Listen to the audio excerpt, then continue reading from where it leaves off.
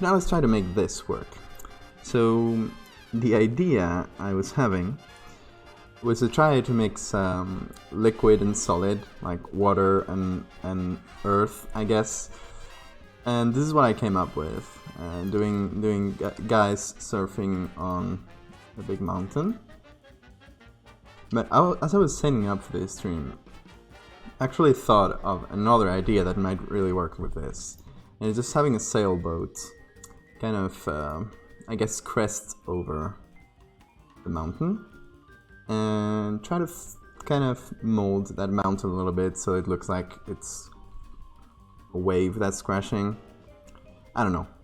Might be an idea. I don't really know what I should start with. I'm kind of more into the sailboat right now. So should we start with the sailboat? Right? Yeah, let's start with the dang sailboat.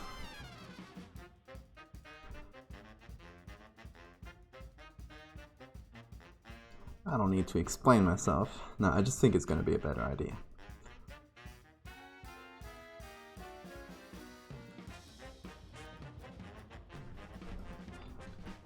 Okay, so first off, I think we're gonna do quite a quick job cutting if we do something like select color range. Actually, let's remove the layer mask, because that'll just get applied to the layer mask and this will be annoying. Let's select color range.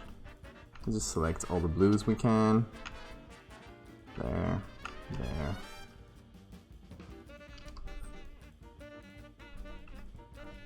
There, it looks like all of it is pretty well selected.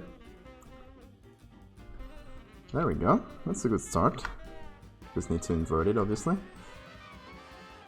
So, to that, we're gonna add what we just did. A quick manual selection. So I'm just gonna, oh, there's some ropes over there. Gotta be careful with that.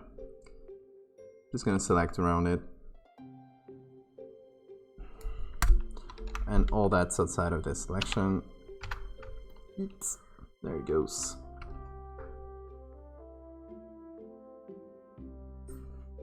Same for you. Didn't leave any bits or pieces. There it goes. You sneaky one. Yeah, I think that's better. Looks like I'm just playing with this little boat. Okay, so that it did an amazing job of selecting most of the ropes for us. But we can finish it manually wherever the ropes weren't really well selected. So let's start with that. You can see they're a bit blue right now, because obviously they're thin ropes and they're picking up, like the pixels of those ropes are picking up in the background. So, just gonna take a 1 pixel big brush. I'm gonna apply it on here. There it goes. Just to give that rope a bit more thickness. And then later we're going to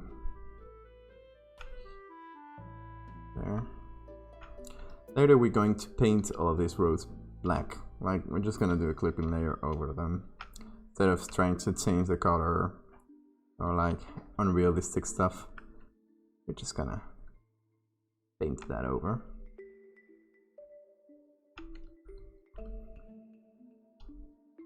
Let me remove all background. There we go. Just get a white background.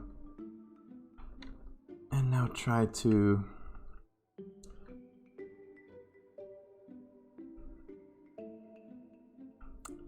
even if it's not like perfect or like super aligned with the actual rope, I don't care as long as it's realistic enough. Because as I just said, we're gonna paint it black, so I just need it to make sense and more or less fit. I could be using like a bit of a thicker brush. I think 1 pixel will be enough. There's a lot of ropes. I don't want to be doing this all day.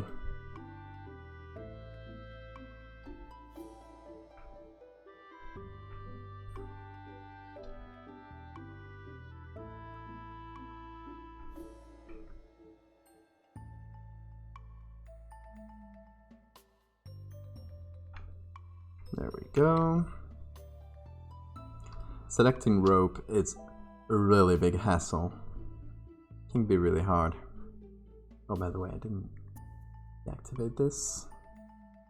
Hang on. That should be better. Now the color should be not orange. Just get used to this filter sometimes.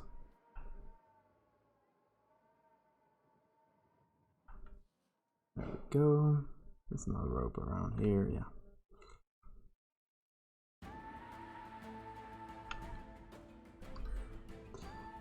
I think that should more or less cover it. Got this maybe antenna or something. I'm gonna use 2 pixels for that.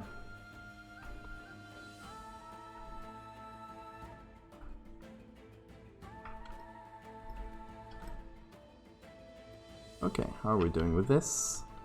I think we need some parts with thicker rope, like here and here mostly.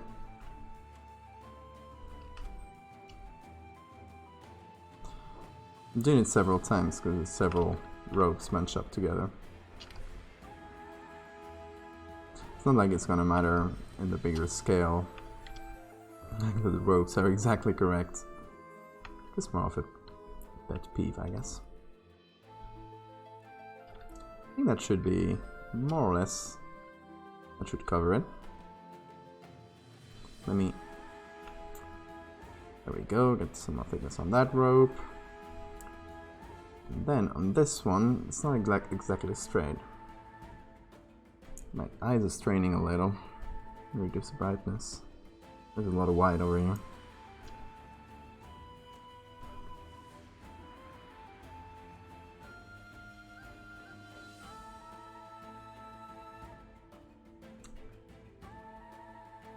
That should do it.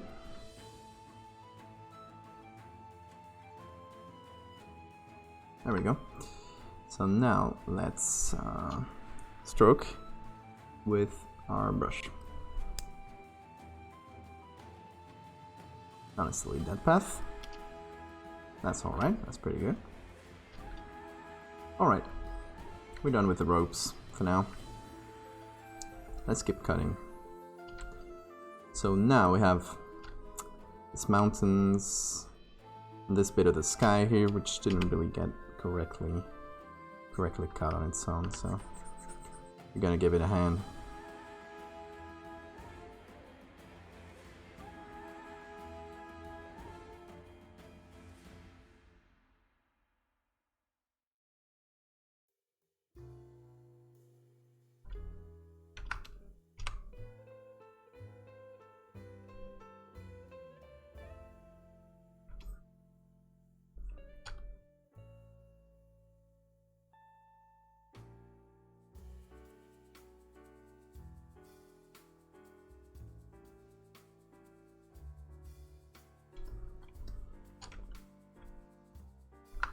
So this is gonna get a bit hard. I think we can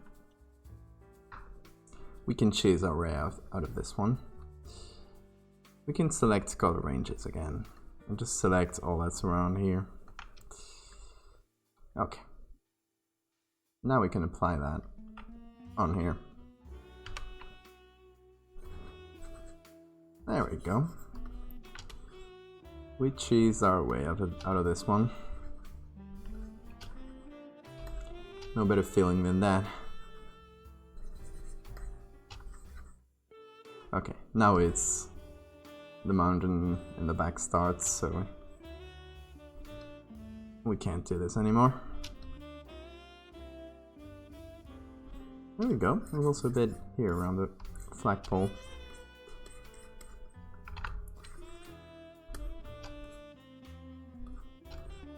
Oh, there's a nasty background here. It's not, I don't think it's really gonna matter, but try to get rid of most of it as much as I can.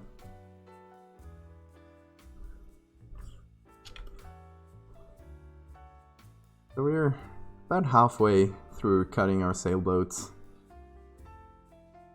Cutting this is hard. I don't know why I choose to do that. We all like to torture ourselves in our own strange ways, right?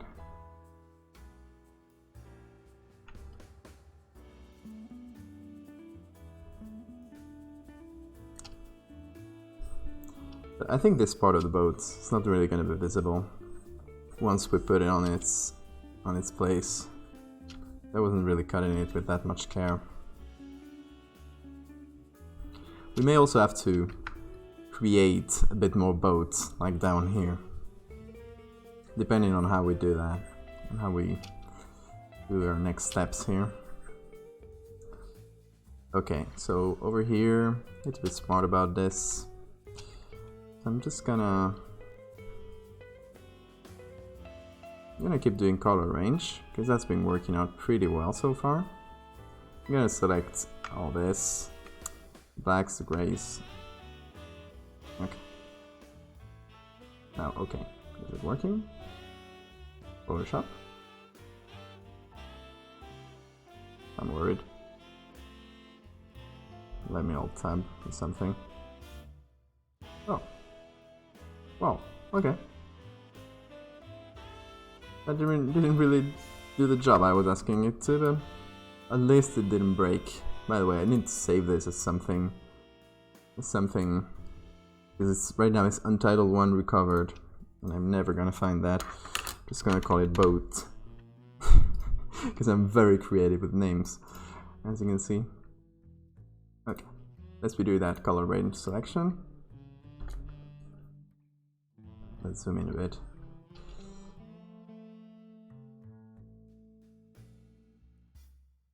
Okay, that should be better now.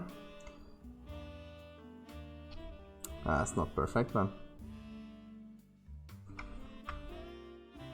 maybe it'll do the trick. Nah, it's really wrecking that chain.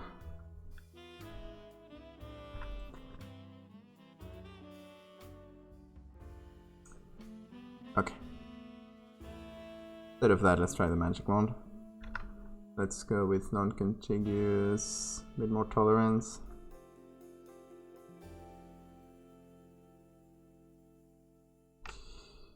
Okay, that should be a good start at least.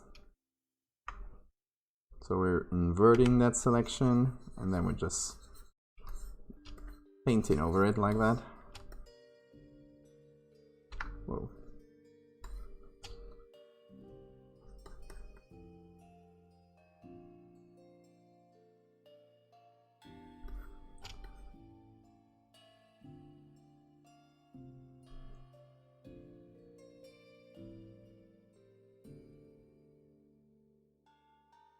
This song makes me wanna go rewatch all the Ghibli movies. I've been meaning to do that since they came out on Spotify. It's been so long since I watched most of them.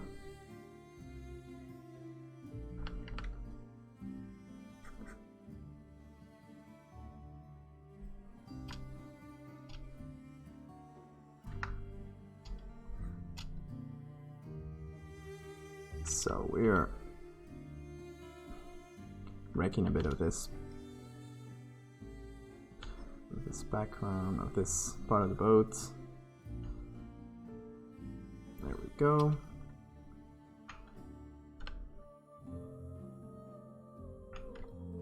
So for those that are coming in, what we're gonna try to make is we're gonna try to have this boat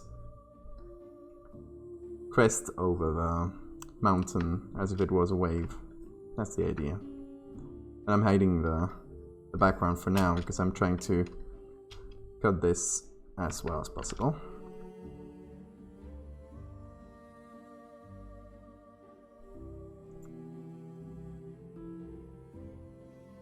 So I think that's just part of the boat. So it's gonna stay there. I think that's part of the background. Or is it? Yeah, I think it is. So maybe that's part of it too. Yeah, that should be. I'll need to check the colors and stuff.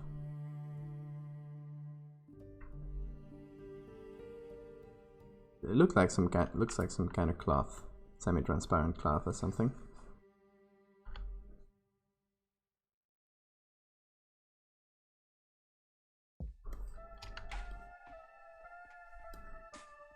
Oh, we got a bit of sail that was cut out accidentally before. Let's recover that. There. We can add some transparency to the sail later. I don't think that's like a bad idea. I prefer to do that on my own terms, instead of having this weird selection we did before decide that for us.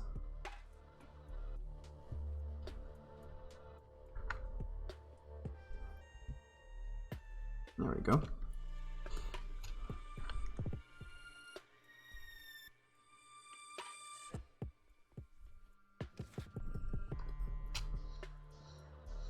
Oh, there's a bit of background poking up from here. Annoying. I hate when you have to do like tiny sliver like selections.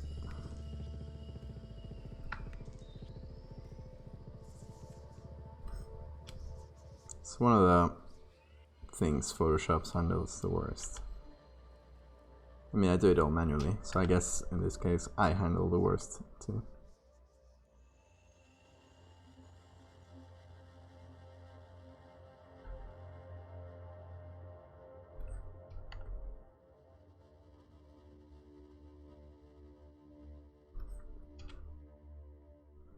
We're just gonna power through this manually.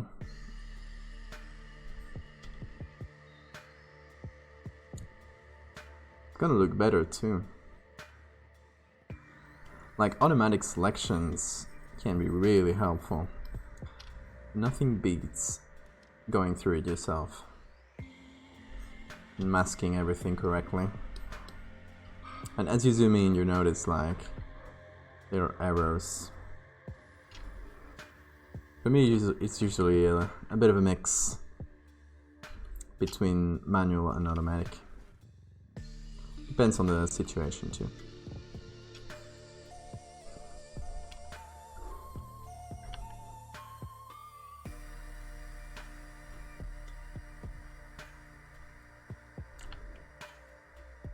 In this case, the automatic stuff helped a lot, because all those little ropes manually are, well, they're basically hell. They're so hard to deal with. But this really takes the weight off our shoulders. We just have to fix it up, so to speak.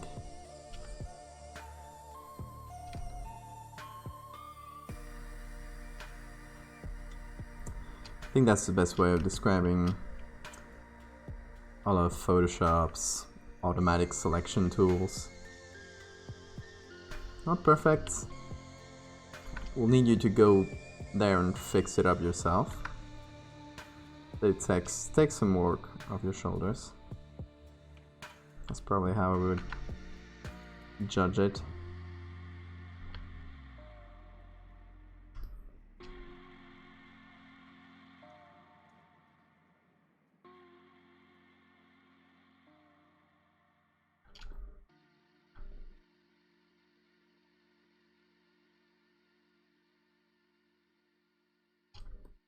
As you can see, this is a pretty simple idea. It's not something really, it's not on my usual tone, I guess, or my usual kind of idea where I'll try to do something to make people think or whatever.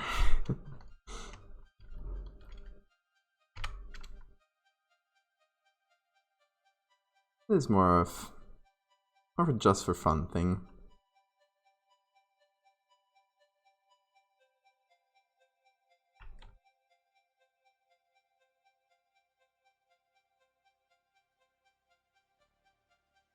We also have to adjust the scale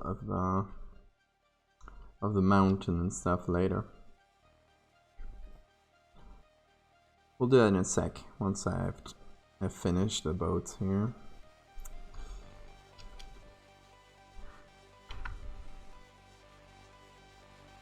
Takes a little while. Get through all of this.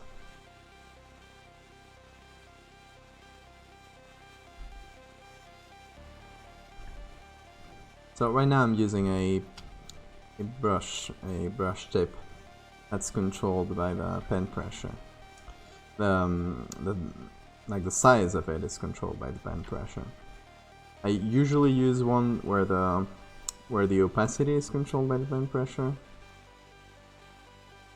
But in this case, you're just trying to select with pretty bold colors, with pretty bold lines, and trying to get into those nooks and crannies.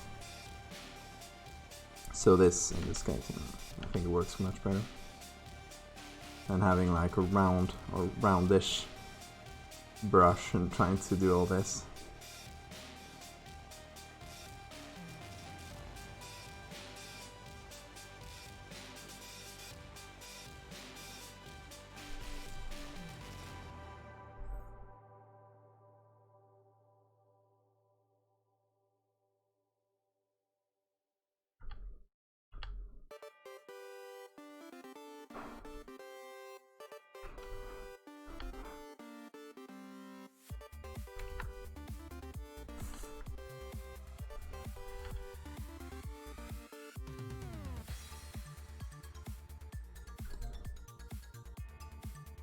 Okay, let me try to select all this blue.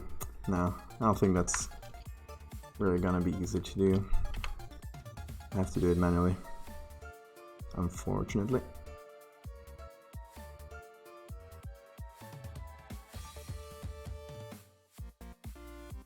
So then you'll see, we'll go through through all these little ropes and give them a consistent color. Because right now, as ropes are pretty thin, they catch some color from its from the background they're in. So you can see here the rope is blue in here, more brownish in here. It's just because they were against backgrounds of that color. That's a guy over there.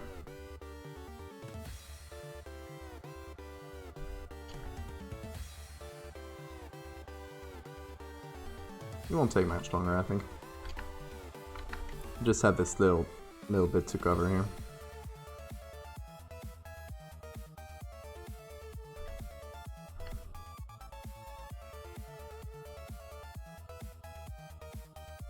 And I'm making it up a little bit sometimes, because you can't really see every rope and every little detail perfectly, so sometimes you just have to make a judgment call and say, this is rope to me. This is a part of the background to me, and I'm gonna erase it.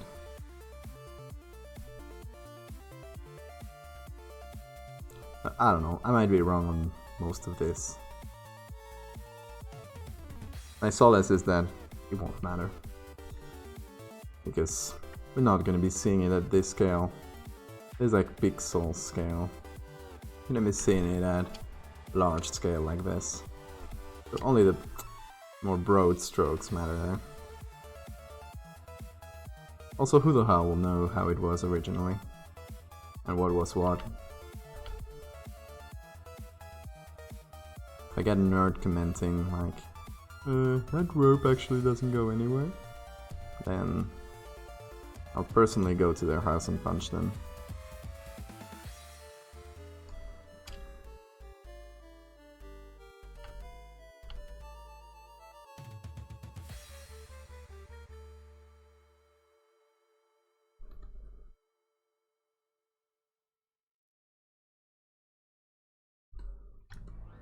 just a little bit left.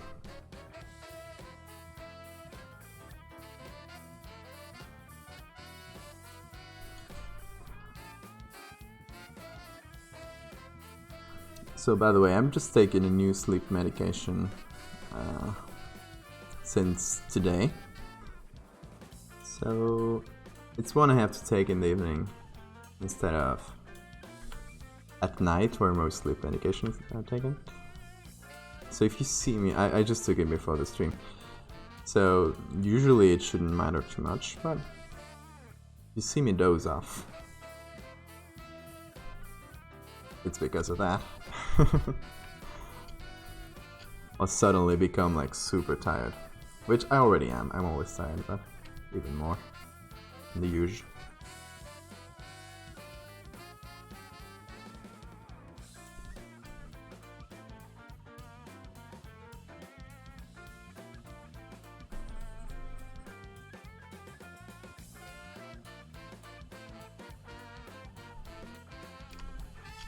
I'm here trying to perfectly cut this boat here, and I haven't even decided if I'm gonna use the boat or the surf guys. I think after this much effort, I better use the fucking boat. Like,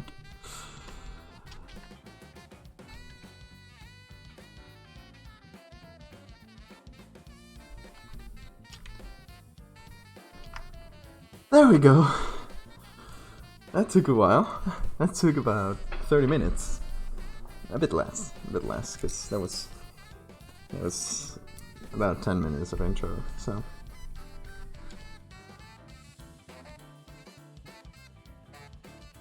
There we go.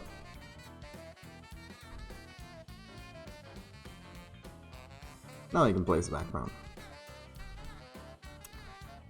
So the idea... Let me see how I can fit this. Yeah.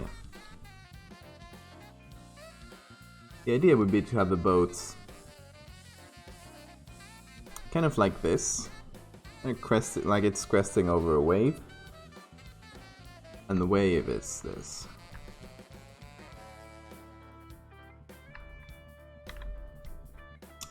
And I'm thinking, well, we can edit this mountain here to make it more wavy. I guess I should make it a bit... There we go. Not as tall like that.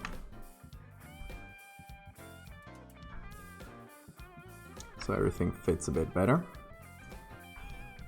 And this in the background is just a cool picture, cool background picture that kind of looks like the sea in the background. Kind of a rough sea, but you get the idea. Okay, so that's the idea. Now let's try and select this. Photoshop did a great job of it already, so that's saving us a lot of work. We just need to fix it up. Oh, that's the other way around. There we go.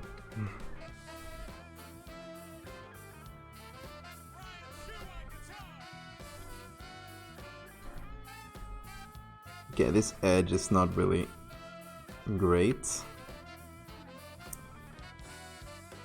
Let's go here. Let's do some edge detection. See if that helps. There. Okay, now it's picked a pretty good edge. Although you can see every time you let Photoshop fix the edge like that, and you do some edge detection, there will be some leftover background. So you can always shift the edge lower a little bit like that. Okay.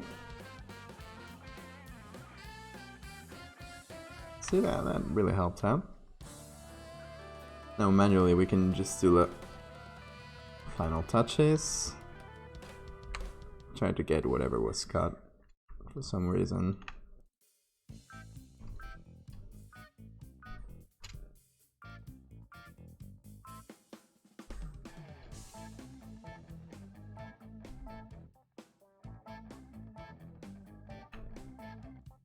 This is a really pink mountain, isn't it? I don't know what color I'll go with. For now I'll remove that pink.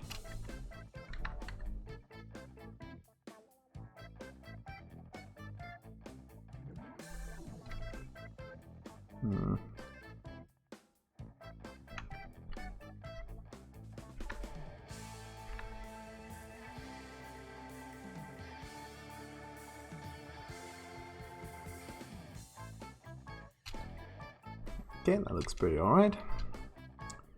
Over here, oh, there it's. Just a little bit of fixing, but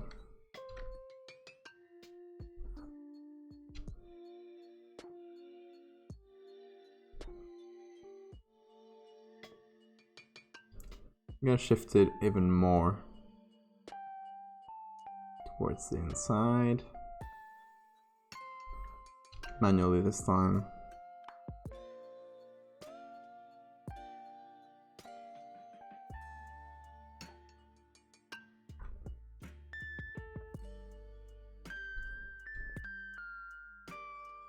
This peak here.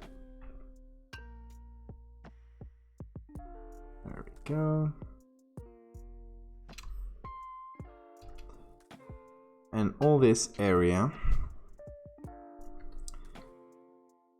So, okay, how should I do this?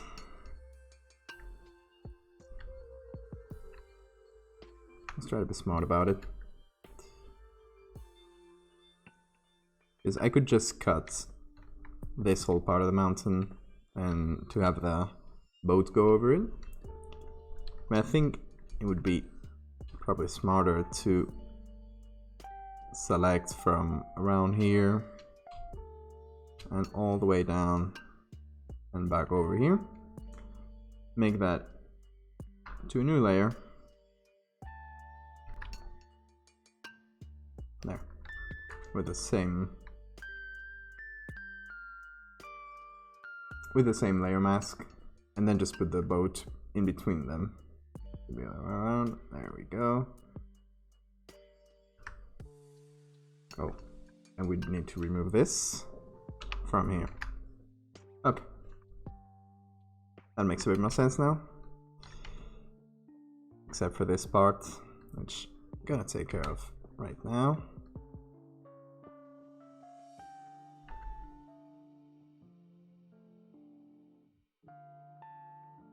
This bit left over.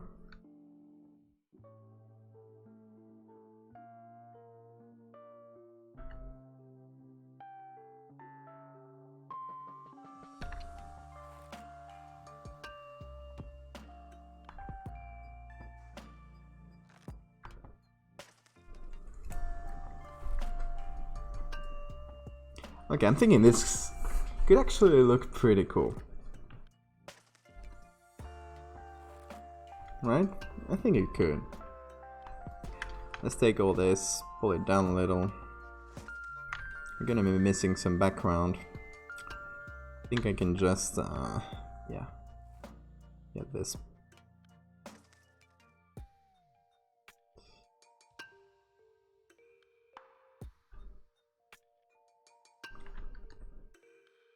Like that, probably.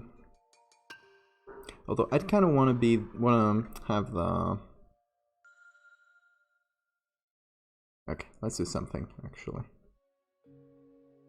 Let's do it like this. Let's actually make this picture a bit more square instead of our usual ratio.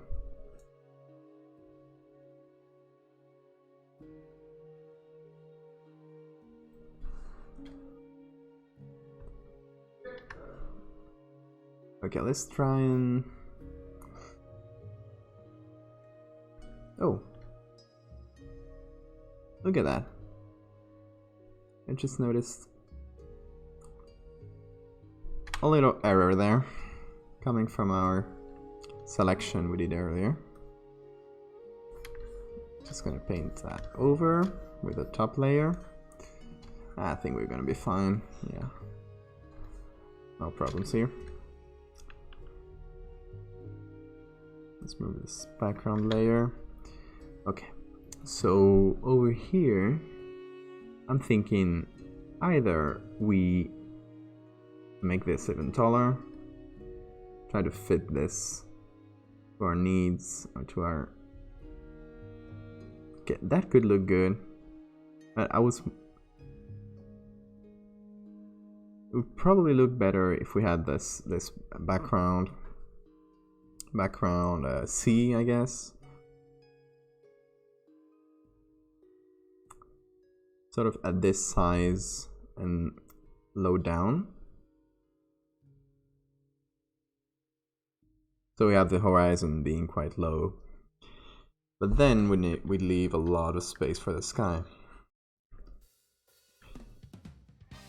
So I think what we could do here... Okay. Let's do a thing. First, let's really increase the contrast in between these mountains and the sky. Basically what I want. More or less like that.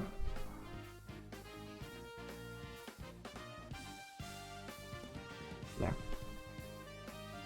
So with that, I'm gonna try to make a selection that respects our mountain range. There we go. Now we can remove this and add to our selection this whole area. There. No sky anymore. That was pretty quick. And now we can get a cool sky for that. What kind of sky would go well?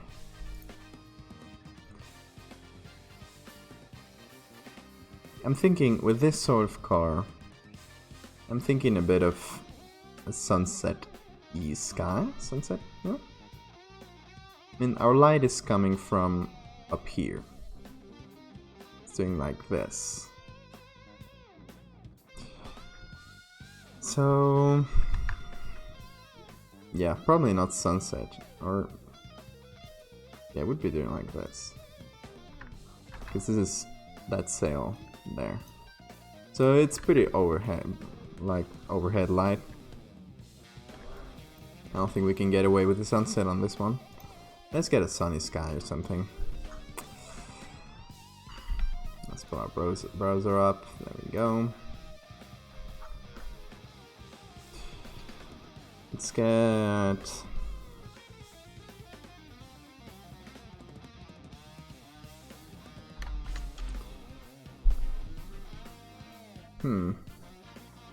Cloudy would be cool too. Man, I guess it's supposed to look like a storm. So I guess more like storm clouds or something. Make it feel a bit more moody.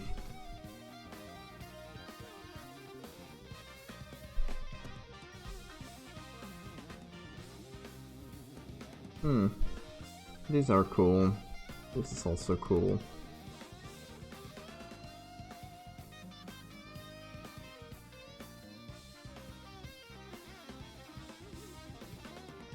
It's pretty nice too.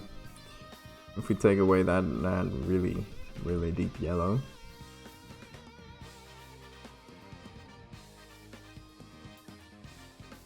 Let's try this one out, for example.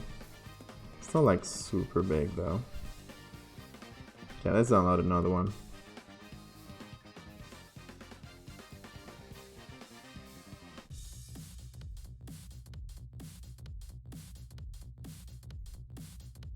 Let's get this one maybe. Maybe we can even switch it around. Let's see.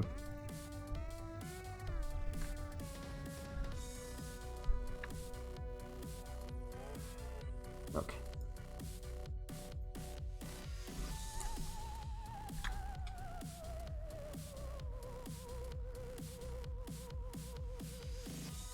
Let's flip that vertically.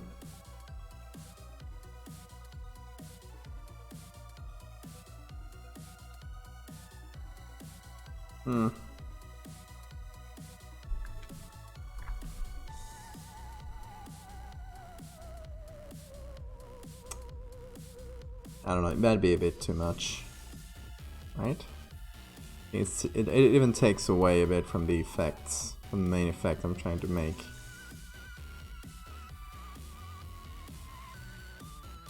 Let's try for a simpler sky.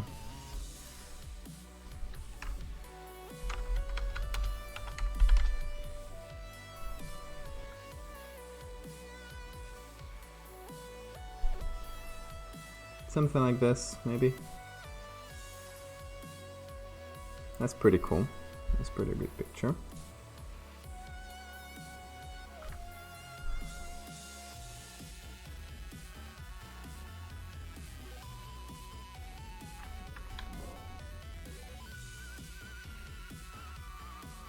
Maybe we can even flip it.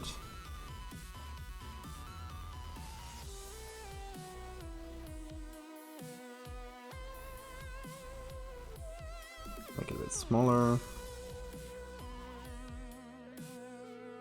Something like that. We can try to give it some more hazy tones like this. Because over here it doesn't really match. So I'm thinking we can do a quick little gradient.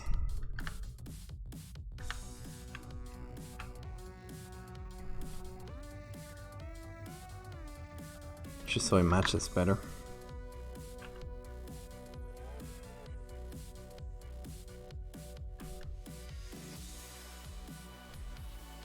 And for this whole thing, maybe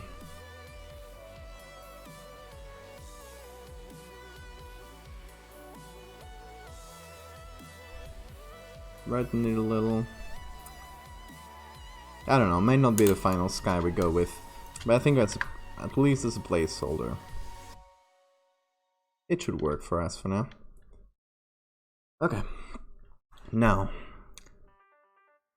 let's try and remove the pink from here.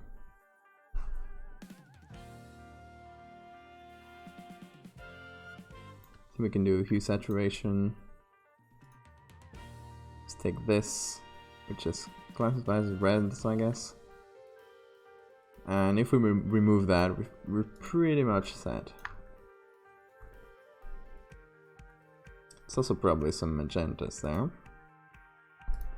So I'll get the reds and pull them up a little towards that side.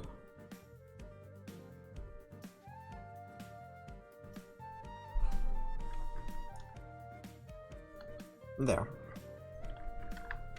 I think all the colors are more or less there.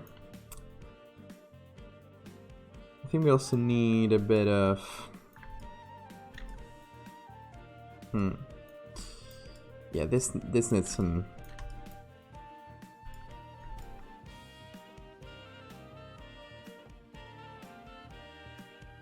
white balance here. So let's do a real quick white balance and try to find the brightest part of the image, which is probably here. And then the darkest, which is probably over here.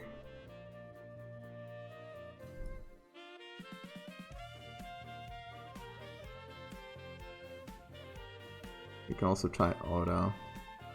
Doesn't really work for me.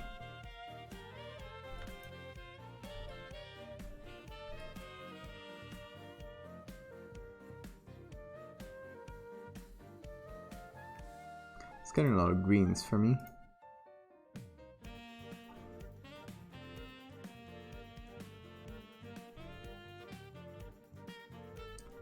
I guess I'd need some blues to hey, how are you doing?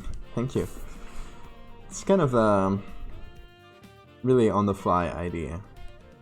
I was actually thinking of doing something else today,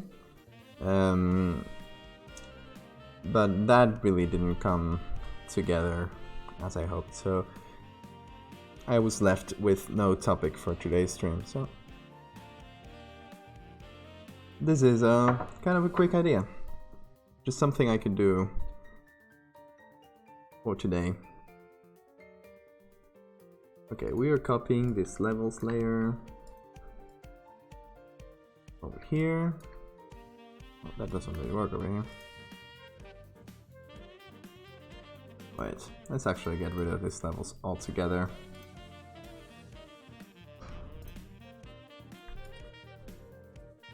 And do them again, do them manually. Because I don't want to get rid of the blues that we have here in the shadows. I think they're pretty cool. I do want to bring some more blacks into those shadows.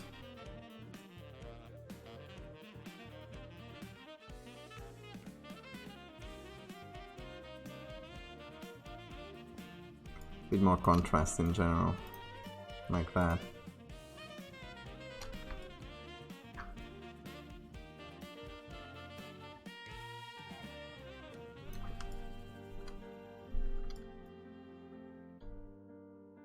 I think I'm gonna do the same for our background here.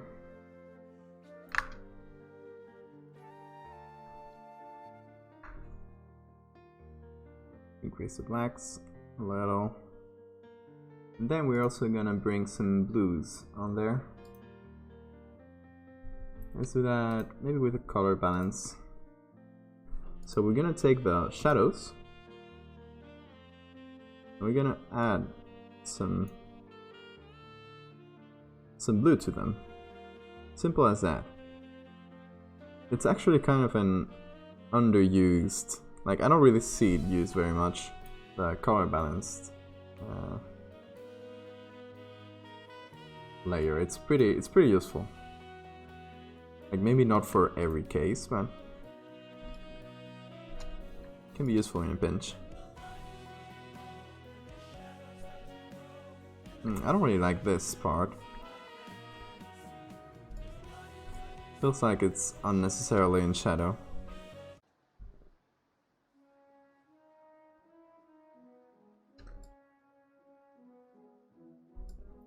Okay, let's try to erase that. That should be on this layer. There we go.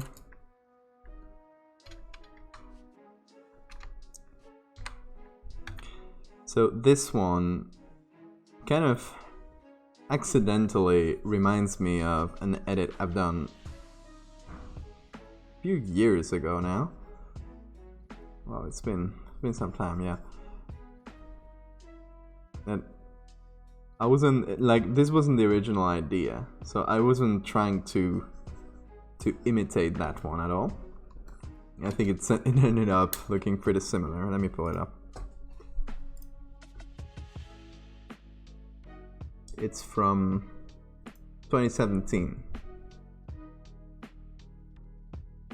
It's this one. Similar in a way. I tried to make it into like a sea storm into a desert storm. So this kind of feels similar.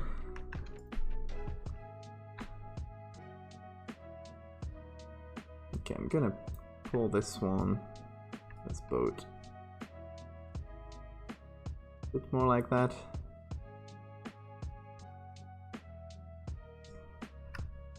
Let's actually make it poke out a little bit more, like that.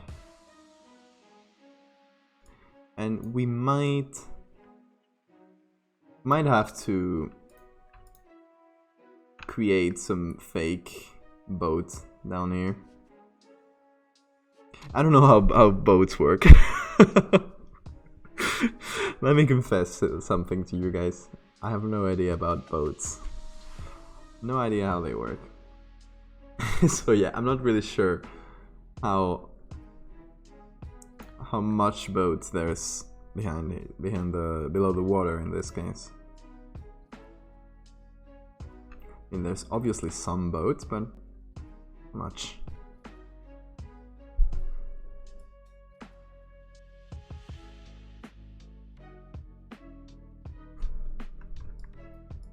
You could try to go with how it feels, so just take a brush of this similar color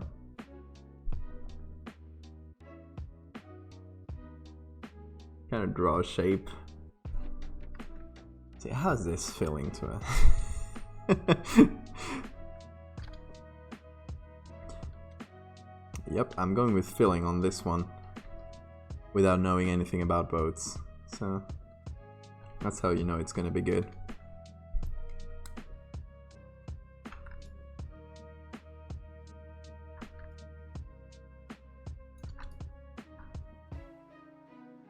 I don't know, that feels a bit fat for this boat. Looks like it should be slimmer. I don't know, chat, help. Anyone knows about boats? Anyone knows how much boat should I be drawing in this area here?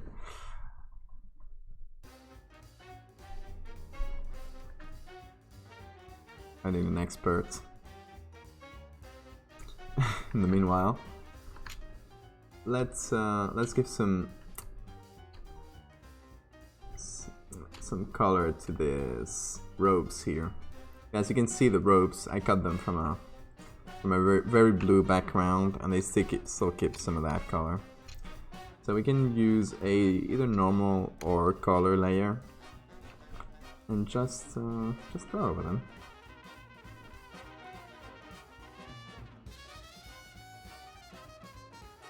Just get those blues out of the way. There.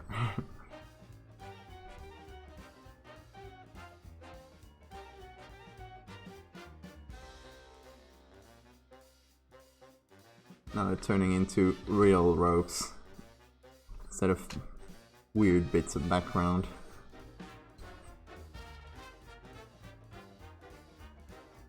And the only thing I'm doing is taking the color away.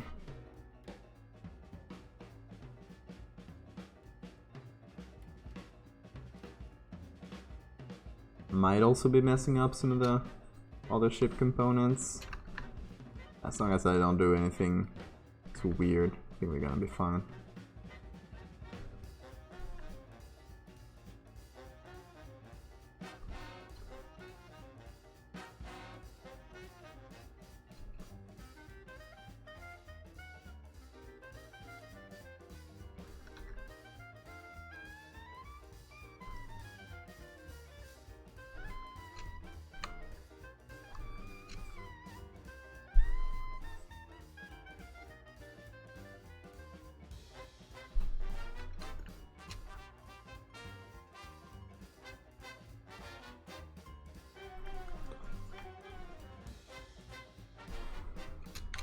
There we go, that more or less covers it, I think. Let me just go around, check that there's no more of that background color coming through here, maybe.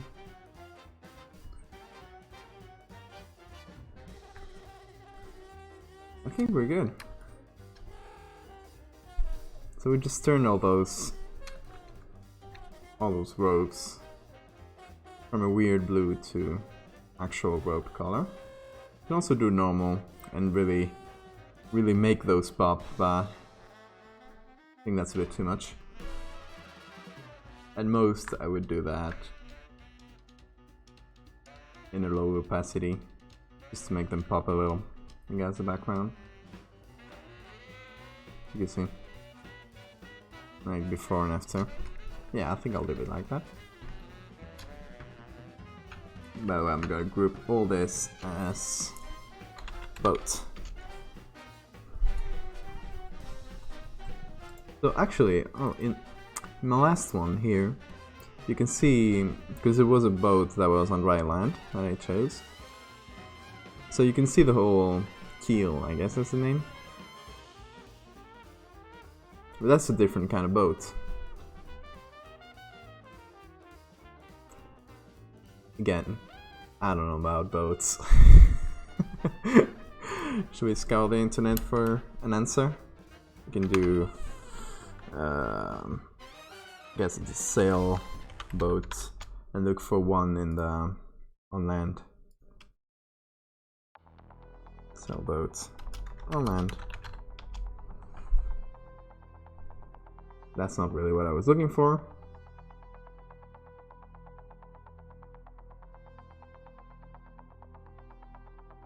Oh, there. That's not the same kind of sailboat, but...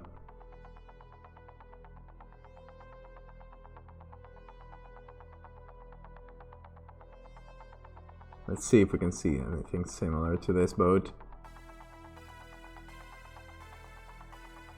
That is out of the water. Sailboats out of water. Oh, there you go. That's... we're getting more stuff here. So, what's most similar? Let's remove this little bit here. I think it looks like an older one.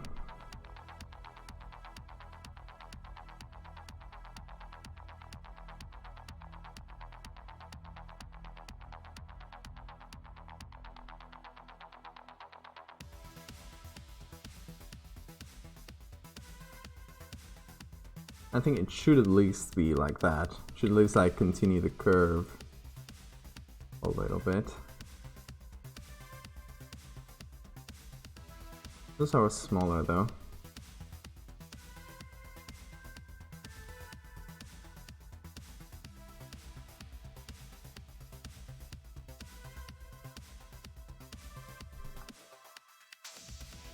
Let's go with old.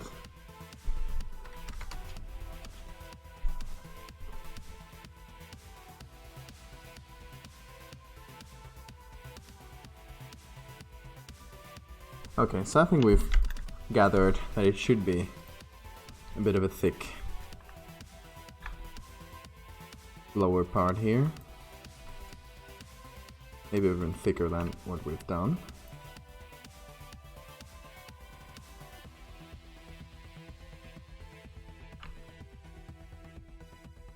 Yeah, why not? Let's go with something like that.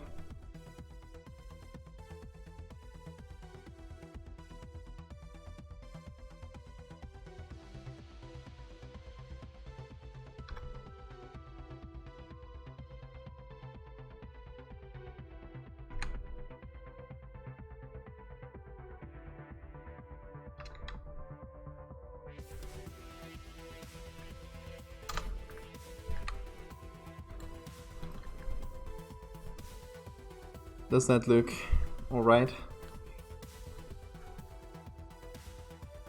I really have no idea. What if I look for the name of the boat? Would that be a crazy thing? Just look for the name of one boat and get that on the internet?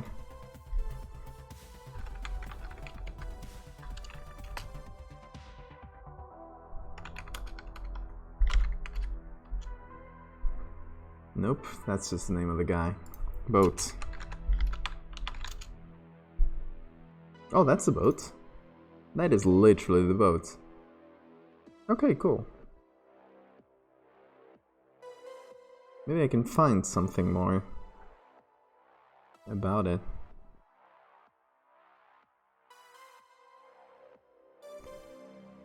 Cannot find it out of the water though. Which kinda sucks.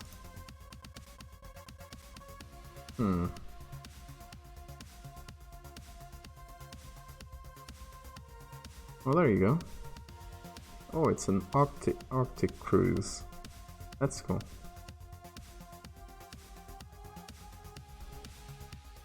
We're learning, guys. We're learning about this little boat. Kind of fitting that this boat does Arctic cruises, and it's on top of the mountain.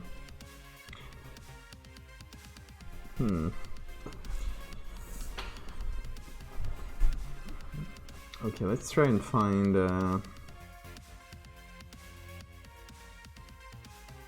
God, I know nothing about this. The beam depth of... okay. That's like, I guess, the like how tall it is.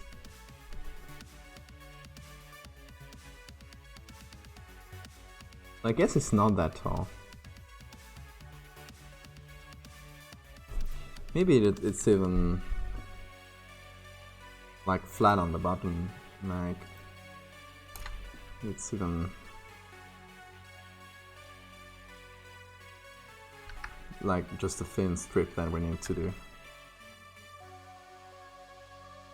Hey, how are you doing, Zeros? Zeros? Sorry, I'm bad at pronouncing. Bad at English.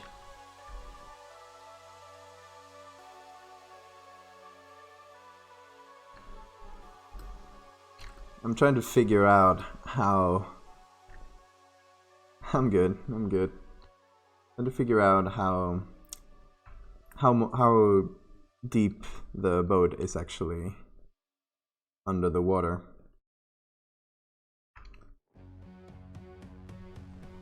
So I don't know if it's like a thick boat like that, or if it's like a thin, kind of like this boat. I have no idea. I found pictures of this same boat on the internet, but not a lot of help from that. But that's the idea we're working with. Trying to, I guess, imitate a boat that's in a storm, but in the mountains. That's a weird way to explain it, but you get the idea.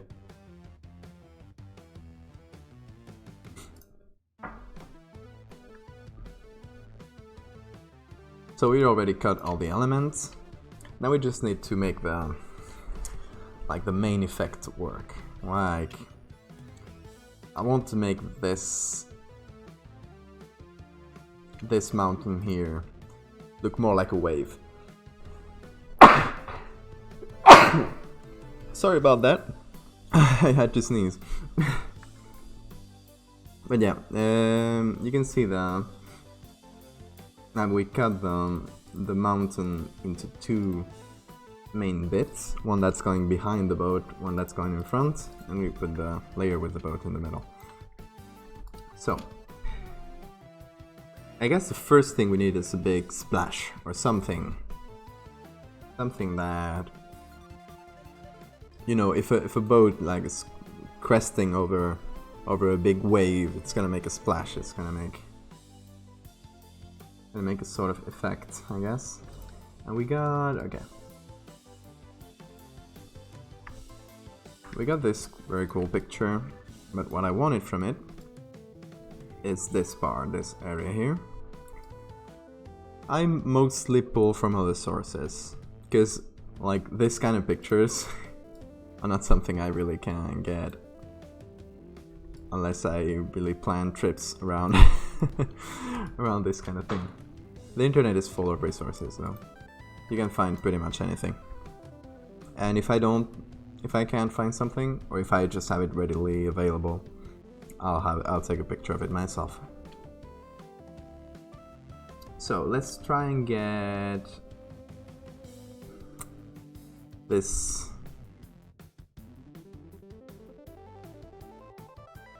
effect right here. Oh, it's really feathered selection. Let's see how it looks. Okay, that's pretty good.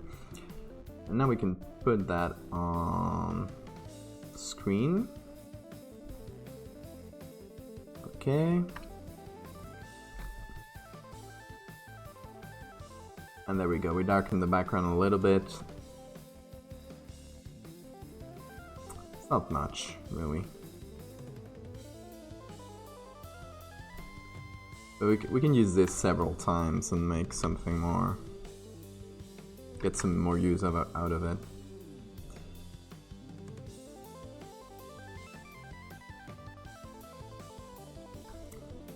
Yeah, let's remove some from the background here. Okay, so we can make this one bigger. We can put one in front like this, and one in the back, like right behind the boat. Just so it peeks out from behind it.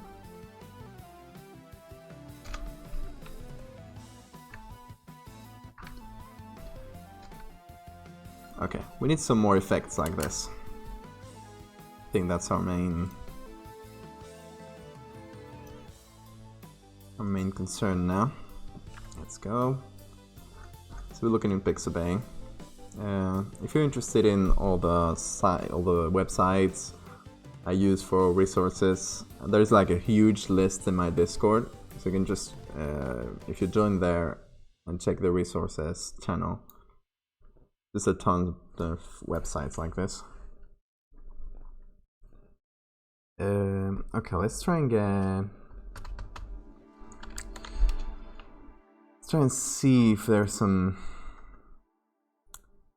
snowy like spray effect. Not really much here.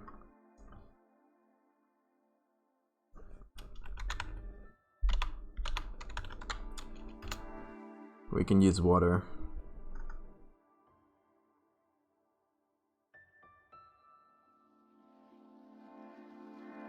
Like, water's pretty good if I just make it really very white and make that very small. It'll look like more like snow or ice. Just need like some sort of spray or wave. Let's try and find waves. Okay, this is more like it. This is what I was thinking about. Okay, let's try and work with this.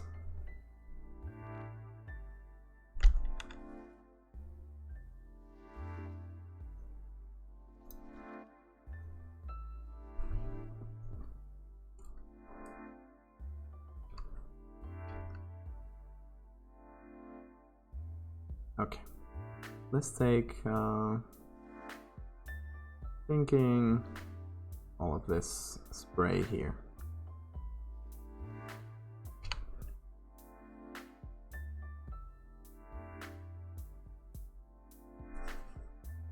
Now let's manually select that a bit better. Let's do the same thing we did before. We'll put it on screen.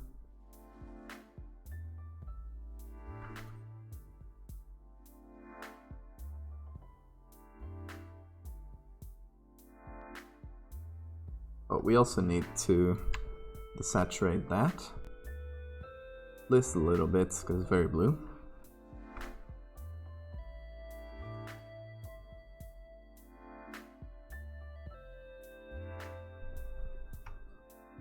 Yeah, that's pretty good. Gonna flip it. Gonna try to fit that around the mountain.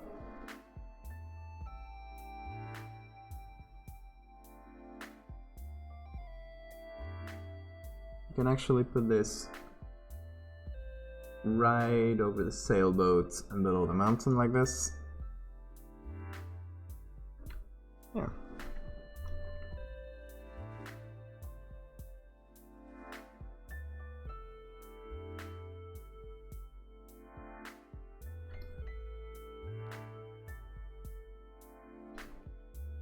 Get those levels a little bit higher. There we go.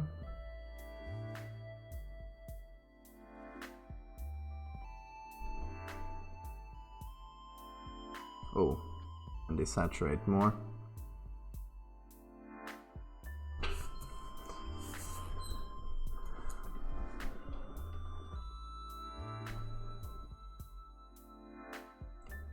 Now we can get some more of these textures right below right behind the boats too.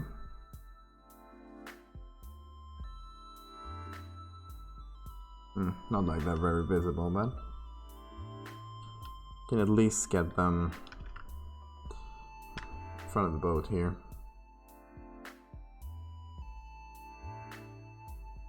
Thinking using some of these smaller ones maybe.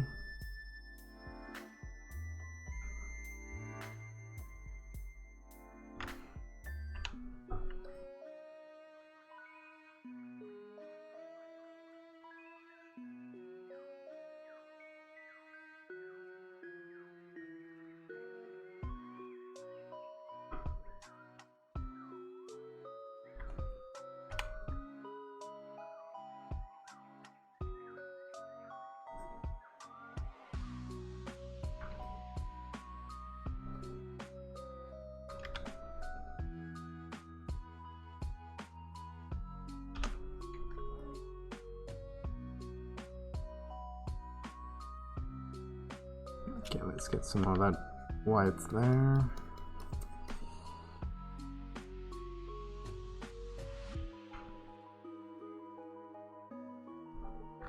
Now to top this off, I want some of this spray.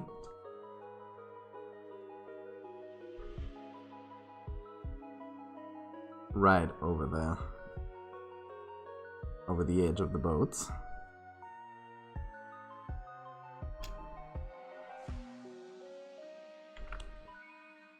So I'm going to manually paint with it.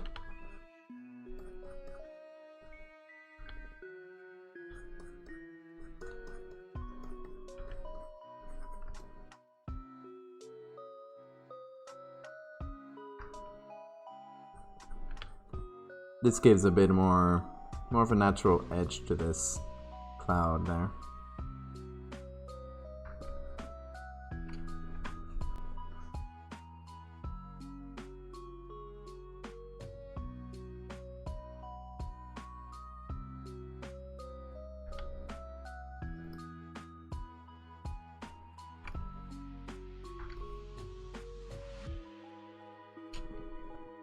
Okay, and I think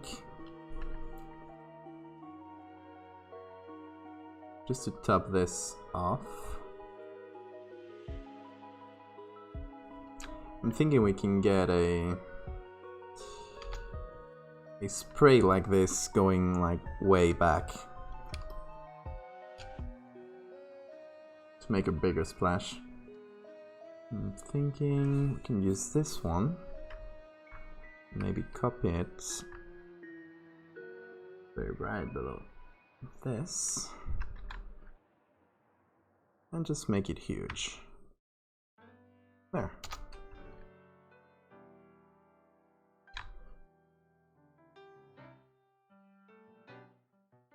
Pull it down a little too.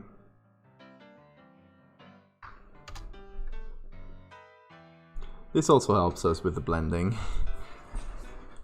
The more little effects and particles and stuff you put, the less blending you have to do. And the more it hides the errors too.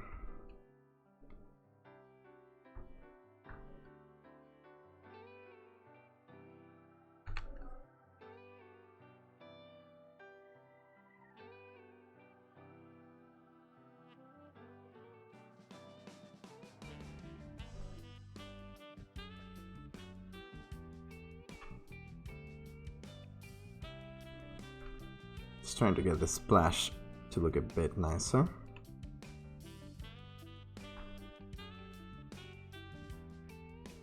Oh, that's not my bit.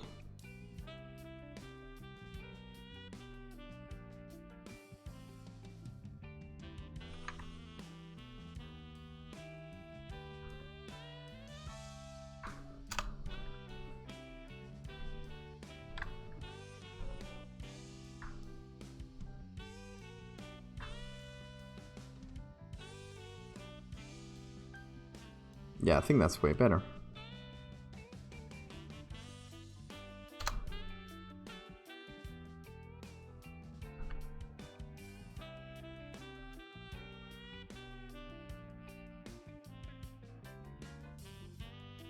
Okay, let's do something similar right below the boat. I'm having a lot of layers right now.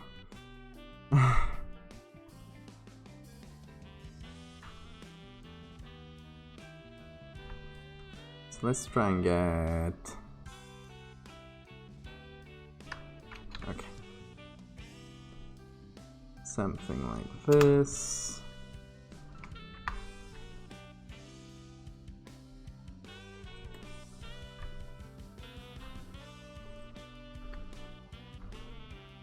There.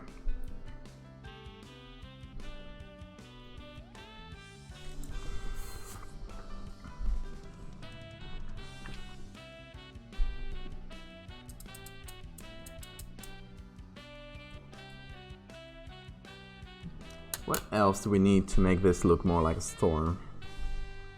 Because I'm thinking that maybe we need... Hold on, let me demonstrate. Get this, this. Copy it here. Merge. Yeah.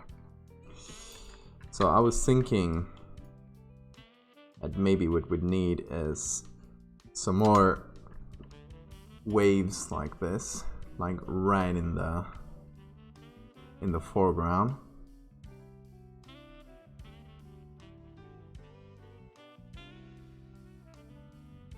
Like kind of blocking our something like this. This too much.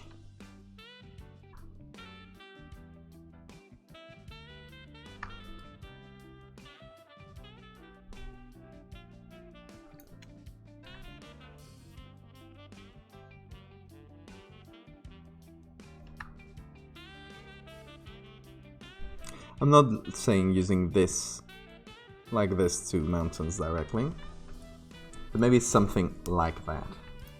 Like something that's just before us.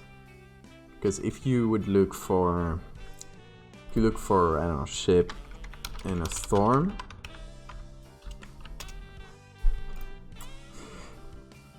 that's often the kind of thing you'd get, right? Like some waves that are right next to you and then the ship over there.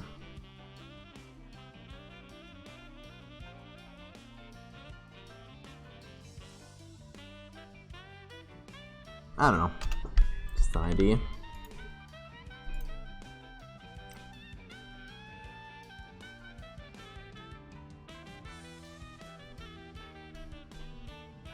Let's try, we can try with this one.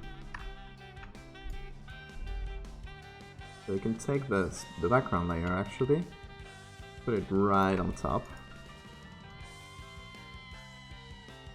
There we go. And we have this, well, this obviously, that little part here, I'm gonna erase.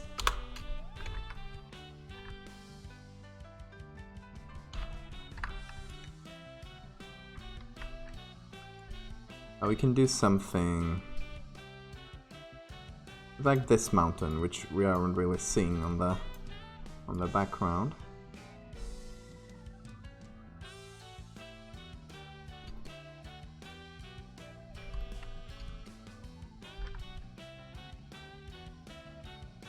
Do a quick selection of it.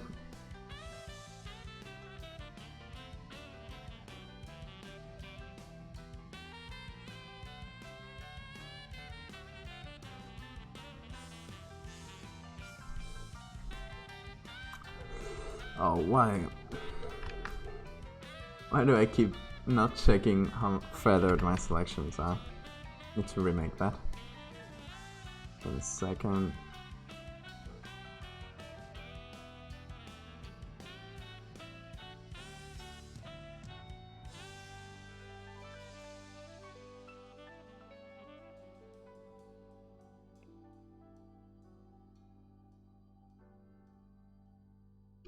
That's better.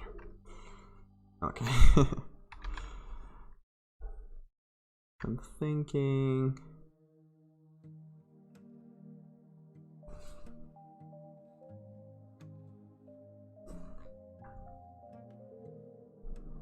Something like that, just in our foreground. Maybe even like pull down like this.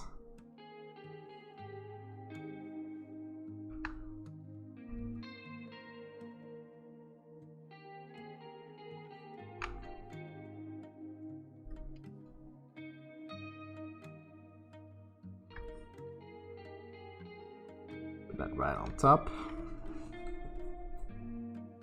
And then blur that.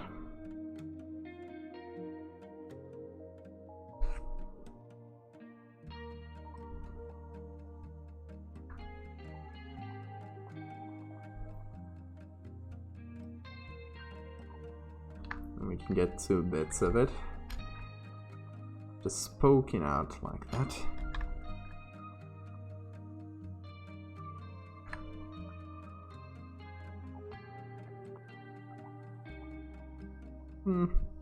Not sure. Let's leave them out for now. When the whole thing is finished, maybe we can see it a bit better.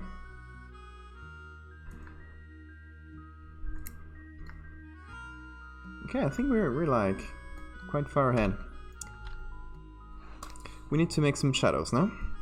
And mostly shadows from the boat onto the mountain.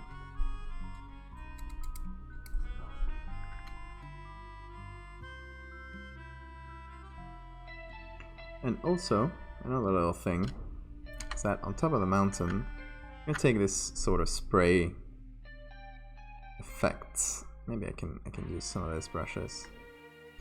Yeah, low opacity. And go to the edge of this.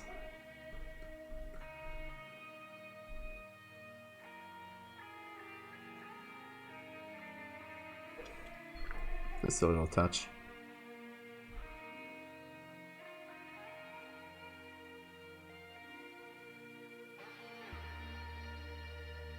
Okay, and we got the boat here. So right below the boat,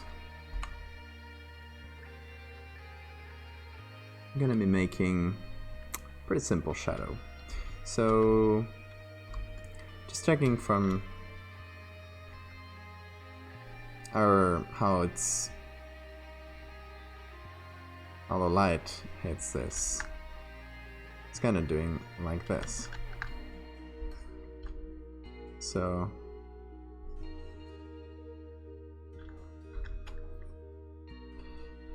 that's where it should fall, more or less. I'm gonna put that on top of the mountain too.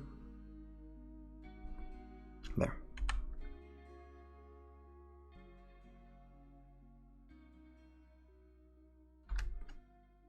Oh, that's very hard for a brush.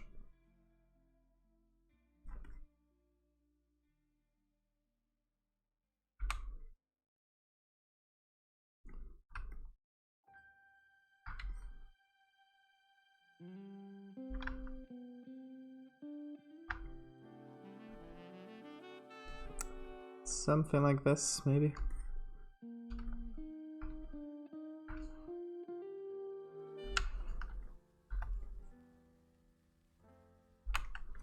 We need a bit of a harder brush here.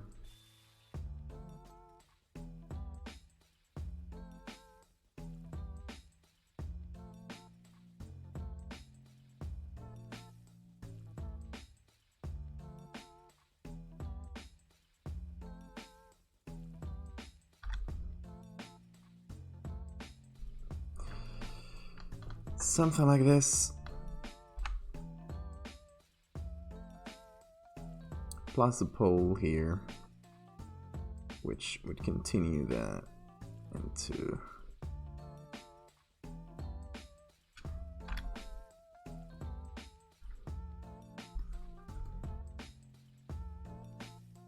okay, so there we go. We got a shadow, which we are going to start blurring and start adapting. Oh, seems to have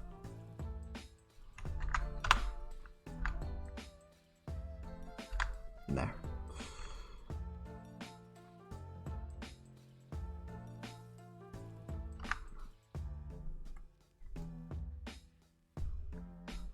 So first is we're gonna hit it with a little bit of Gaussian blur, just in general. And then we're gonna select with a bit of feather. We're gonna progressively blur it.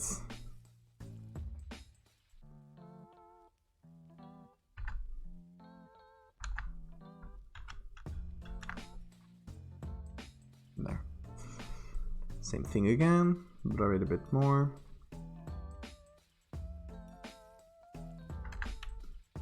Okay. We're gonna give it a bit of blue to the shadow. I'm gonna hit colorize. I'm gonna go with this blue more or less.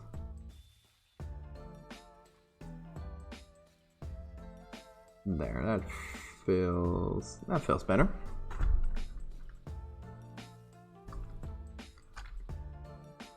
And then I'm just gonna hit it with the gradients. There.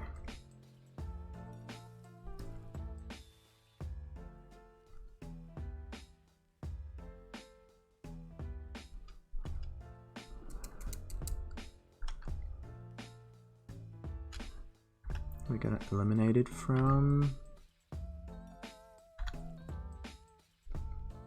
here, so we get a nice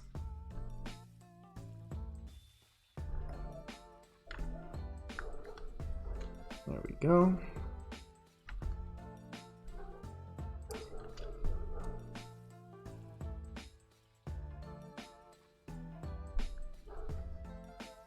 I think we're getting there. I don't know which flag that is. I think we're gonna just leave it like that.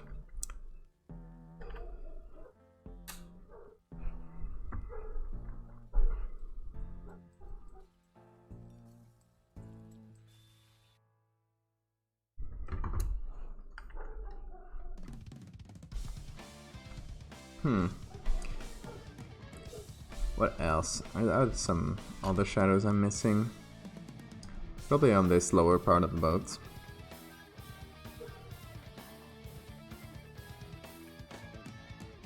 I didn't decide in the end what kind of keel I would use. Guess I can use a bit of this one. Combine them both a bit. And yeah. This is something.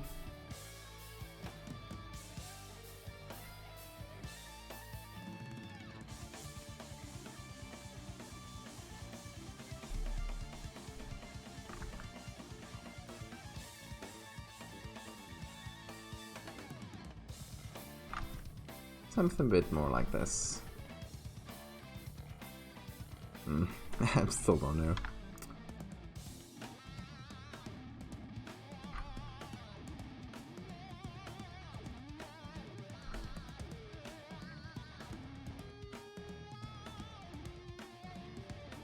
Yeah, should be okay. Feels a bit better.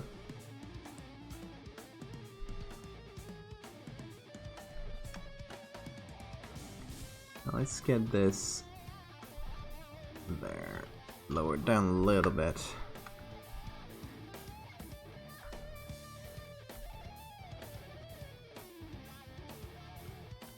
Like so.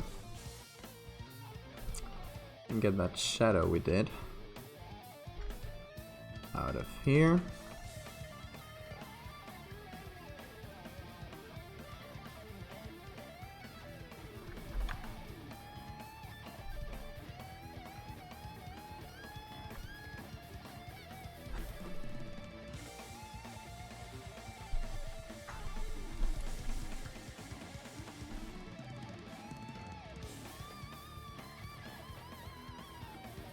This to be a bit more opaque actually. Should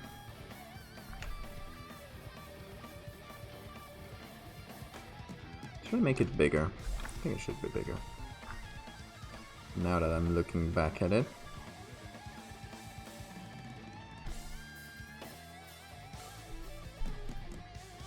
Yeah, I think that's better.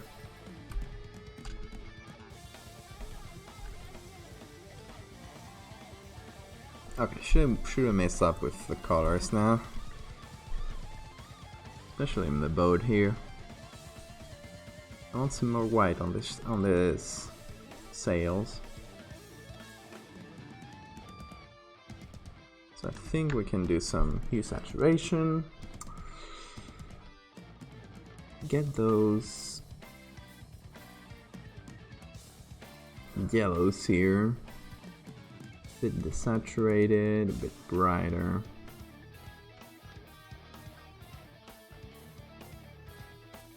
That already does quite a lot.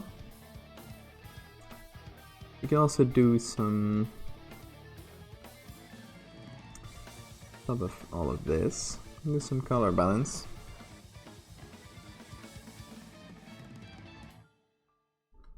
And add some blue to the shadows. There we go.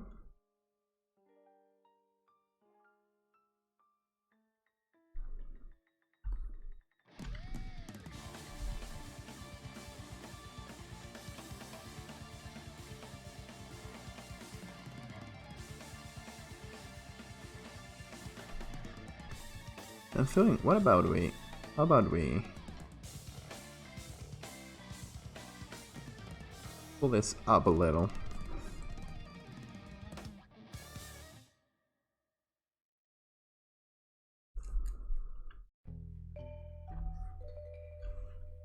I don't know.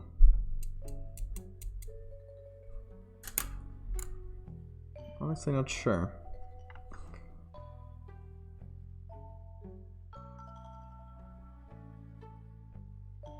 It's like no wave at sea would be that big, like a mountain. So if I just got that little part of it, right? Maybe just a thing of adding more peaks around it like that. Okay, let's actually cut a little, regardless of what we decide.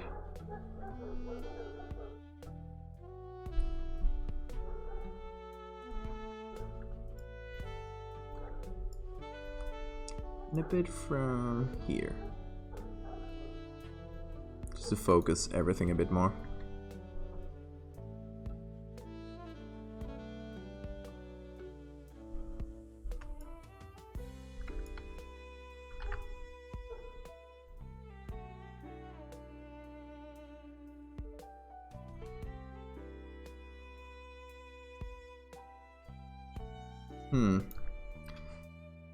Let's check some more paintings of ships in storms.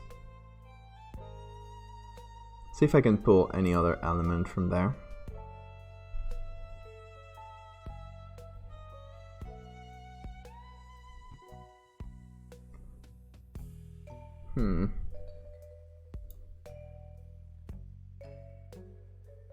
Guess just a lot of cresting waves like that.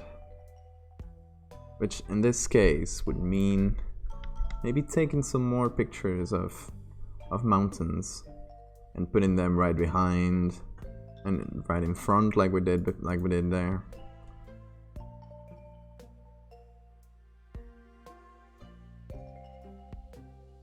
Let's put everything together. Oh, actually, let's try something. I got all this mist and stuff. Hi, Ender. Where's the secret pizza? Oh, you haven't been here for the first part of the stream, so you will never know. It's hidden where you can't find it.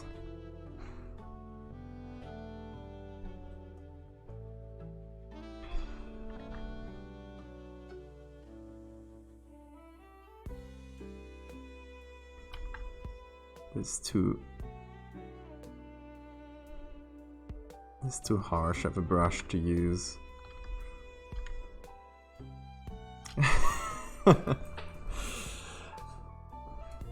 You'll see, you'll see. He won't see. He'll watch the VOD for nothing. But don't let him know. Let me see if there's any that I can use. Maybe I can use this texture, nice texture brushes.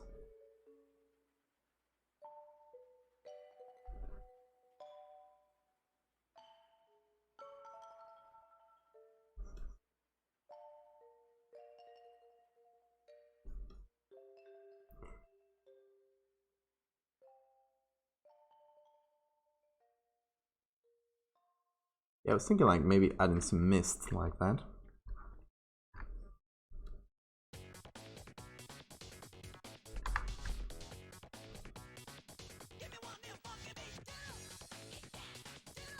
Something like this. Just put everything together, like to mix together some of the waves we're seeing here. Waves.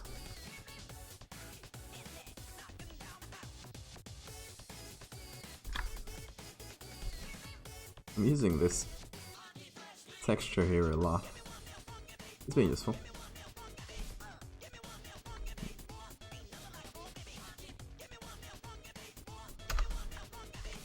Actually gonna use it twice.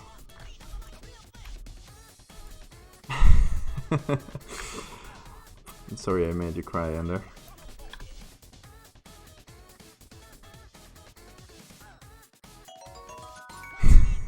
Add secret pizza. There you are, using all your points. Where should I add a secret pizza on this one? If you justify a good place to put it, I'll think about it.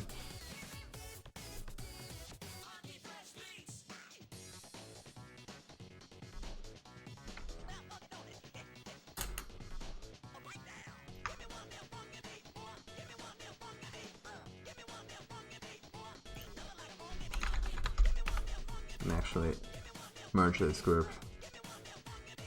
Put that on screen, I think. Yeah. Can I see the sheep's wheel? Nope.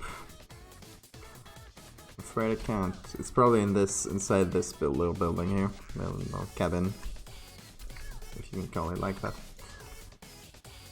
Oh, did I just draw something? Brush tool, there it goes. Accidentally drew that.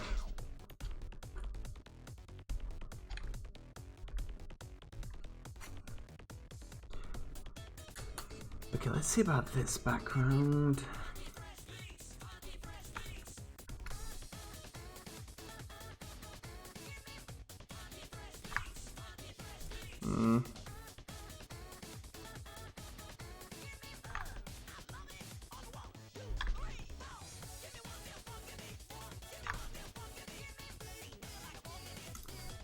It's actually...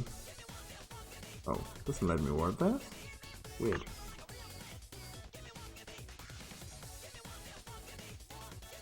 Why can't I warp it? Maybe I need to... Hang on. Gonna merge it. Hey Reddit! How are you doing? This is what we're making today. It's kind of a last minute idea, to be honest. I kind of wanted... I wanted to do something with a portrait and actually shoot it myself and do all the retouching and stuff, but that really didn't come, like the idea didn't materialize, so like it didn't really work out. So we're doing this instead, and we'll do I think we're gonna sell the portrait thing because it's an idea I've been having for a long time. Once I can manage to do it and shoot those pictures, you'll see it in here.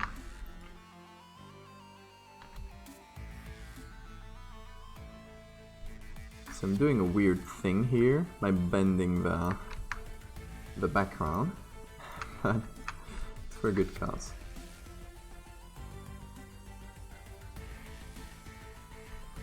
We got two backgrounds. I'm gonna flip the one in the back. Oh. I just want to add a few layers of mountains here in the back. So as you can see, I added the same background again, just unwarped. Oh, vintage lenses. That sounds cool. Portraits are hard, they are. Especially if you're a noob like me.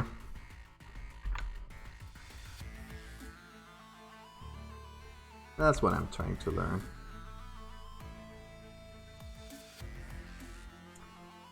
Okay, so we're gonna do...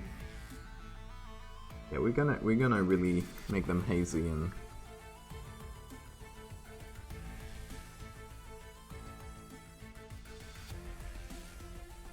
something like this.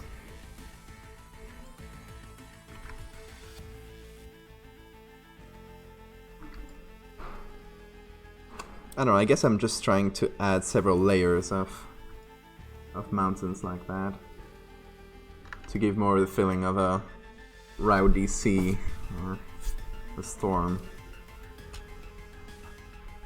And the other thing, I need you guys to vote. Should I add this few mountains in the foreground? Because I feel like they add a bit more more of you know, like they feel more like the like an rowdy, angry sea with a bunch of waves.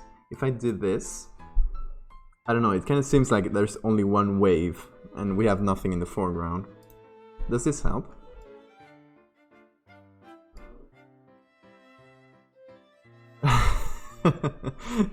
Yeah, food is nice and steady.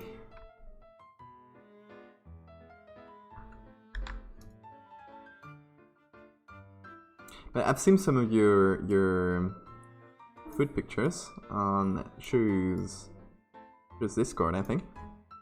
They look really nice. It's really a mystery to me having like a picture of food and like taking a picture of food and making it look good. That's like quite an art.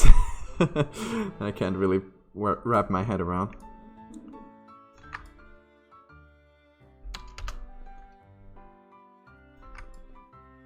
I don't know, I'm not like super convinced about this foreground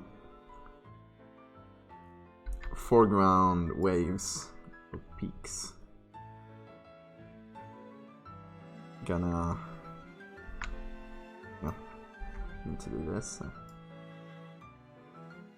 Lighten them up a little bit, maybe.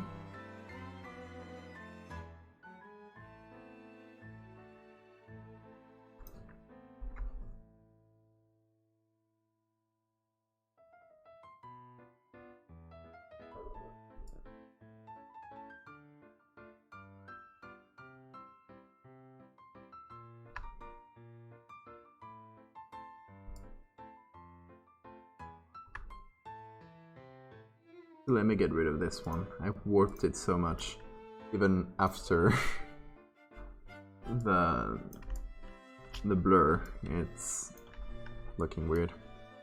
Let me actually look for some other different pictures of peaks. Maybe I'll find a good one. Who knows? Let's see.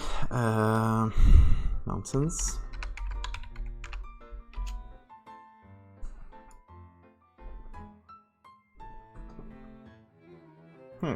Here's our background.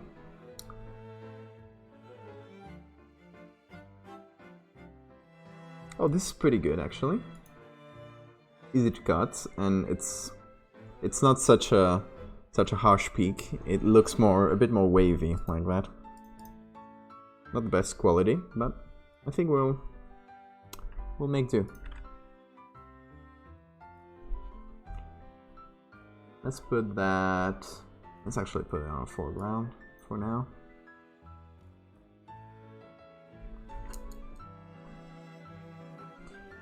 Let's try and... Oh, that was pretty good selection, Photoshop.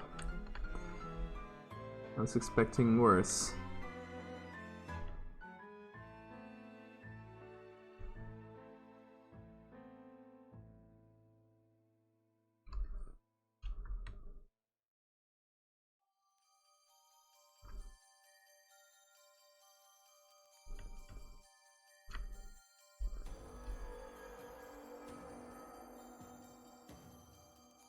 I mean, I'm mostly looking for a clean edge.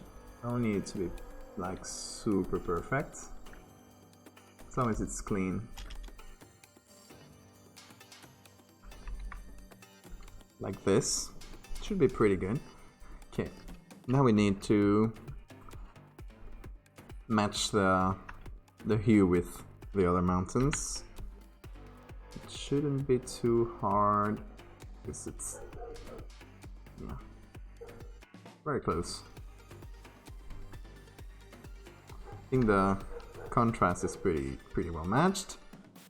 Okay, now I'm thinking we can put this like right behind the main area with the mountain and the boats, which actually I'm just gonna bunch up in one single thing because I'm gonna go crazy if I don't. There. I'm gonna call this main thing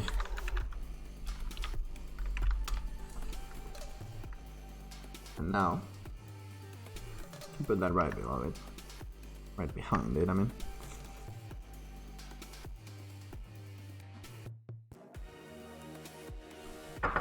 .45mm of 2 Minolta.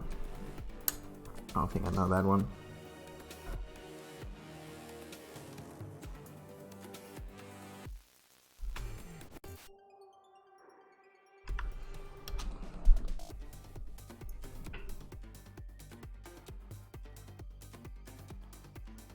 Oh, that's a short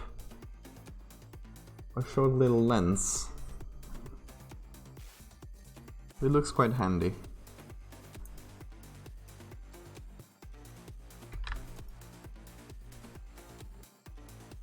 What did I just do? I flipped vertically instead of horizontally for some weird reason. There.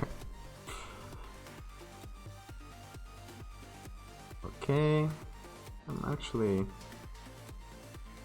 gonna tilt it a little. I put it right behind our main area. And just to match that hazy look,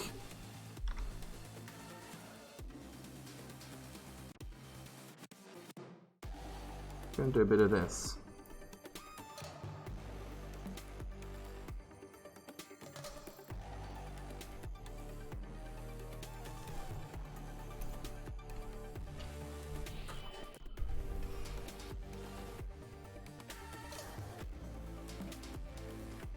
That actually sounds fun.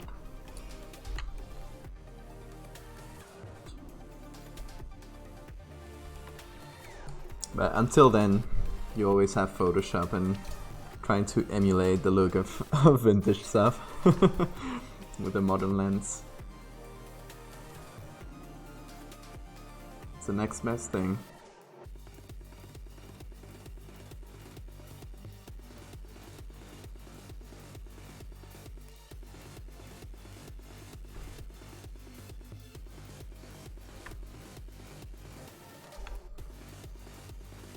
Okay, I'm thinking I can get a bit of this same mountain, just put it on top of everything, like a bit that wasn't really used.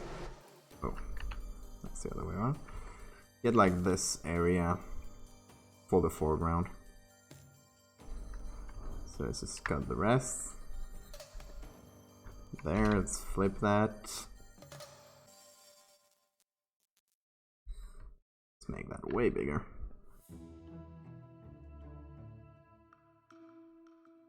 Actually, it looks quite wavy. It's good.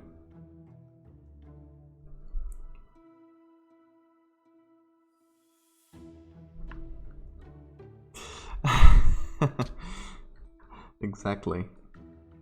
Just finish your photo, then just take a Gaussian blur and blur the hell out of it.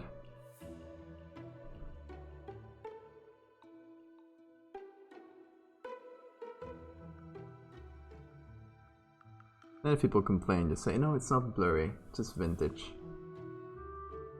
It's fine, you guys.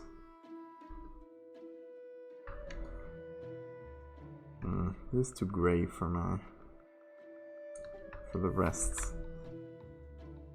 Actually, I think I need to get some blue on here, on the light areas of this.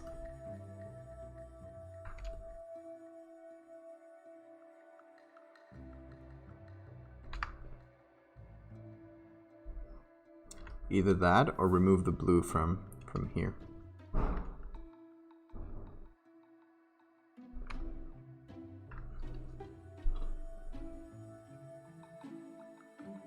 Get some Gaussian blur there.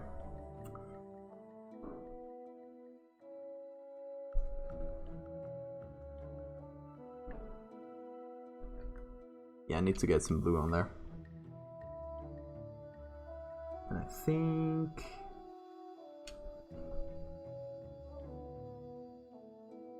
I thought I had a color balance thingy. That's all messed.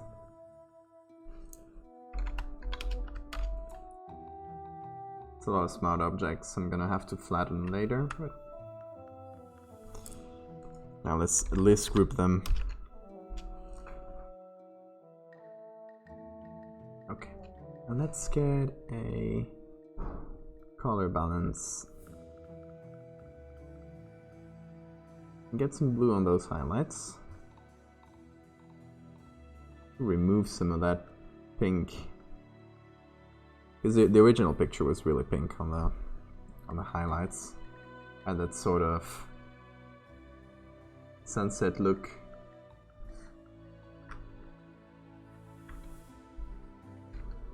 There. Yeah, we sort of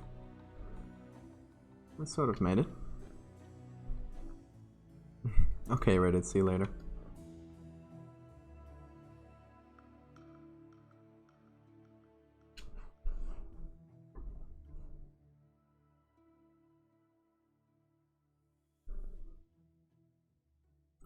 Let's get some of those blues. Other blues are the cyan here. And there are blues. Desaturate them a bit.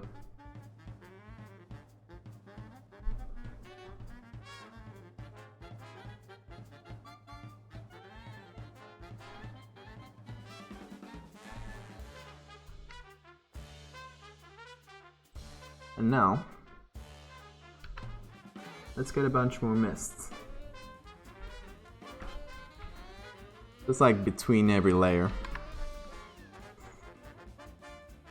To pull them together a bit better, hopefully.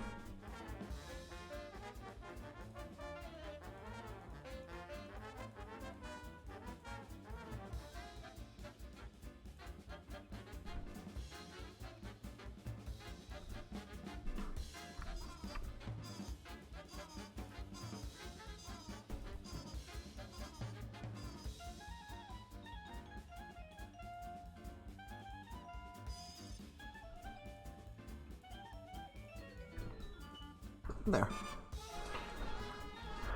Okay. How's this bad boy looking so far? I'm kind of liking it. Like, I honestly started this with zero expectation. And actually with a different idea. Completely. Like, the original idea was, instead of having a boat sail through the mountains, having some people surfing the mountains as if there were waves. I think this is better. I actually came up with doing a boat on there on the like last 5 minutes before the stream. I was like, oh, actually a boat. I just pulled that picture real quick.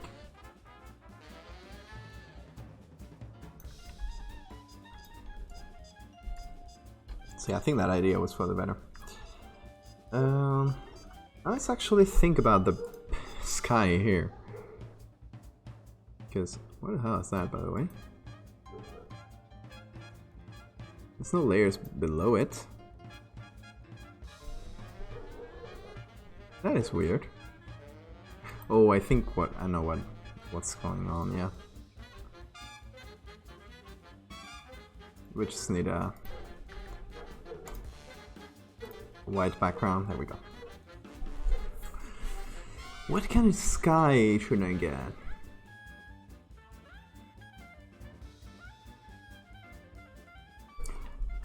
That's a hard one to think about. Let's try... Okay. Let's go back to our eternal resource. Looking at paintings on Google Images. Paintings of ships in the storm. What?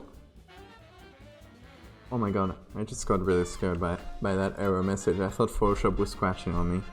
No, it's just very, very large because there's a lot of smart objects. Which I'm gonna remove a few of them before I save. Rasterize all of this.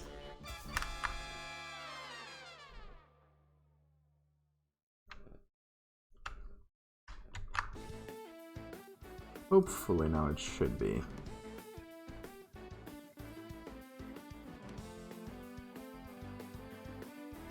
Should be less than the amount. get rid of some more layers, just in case, though.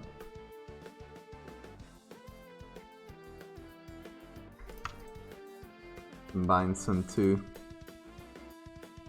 Because then I'll have to save it as a PSB instead of PSD.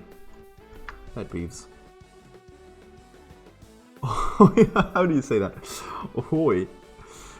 Ahoy, sailor. How you doing, Helldog? Thank you. That was literally a last minute idea. I'm kind of glad how it's coming up. Ahoy! It's a Danish or. I know how to say it in Swedish, so I guess it's similar. I don't know how to say it in Swedish. I know how it's supposed to be said, and I tried to imitate that, but anyway, we're looking for a good picture for the sky here, because this, I mean, it's pretty good. It's a calm sky with some nice little clouds. The colors fit quite well. I think we can do better. I think we can. We can do better. And I was looking at pictures of like what's basically my inspiration, like a ship in a storm, you know, like cresting over waves and stuff. And what kind of skies do those paintings have? It's always like cloudy, but so let's try and find something like that. It's precisely the same. Oh, it's there O with the little dots? I thought it was the A with the circle on top of it. That was equivalent to the crust O.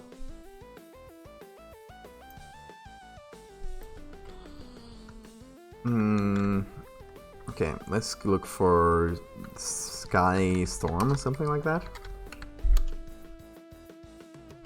Okay, I was looking at this one before, and that one looks really close to what the paintings. Actually, I already downloaded it. Okay, I'm stupid. Looks really close to what the paintings depict. This kind of sky. Obviously, there's a lot of green on it. Oh, then it's not the O, right? Because that's the A with the little circle on top of it. It's more like a E, right?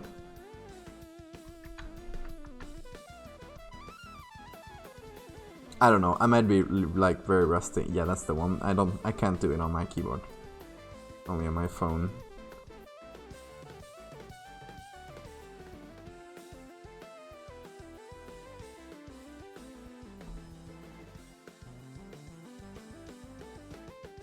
Okay, let's go with hue saturation. Let's try to match that to this kind of blue.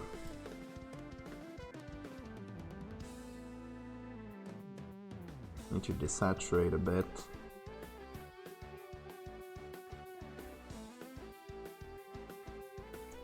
Need to get those greens or greens.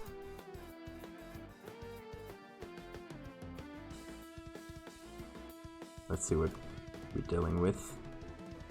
Okay.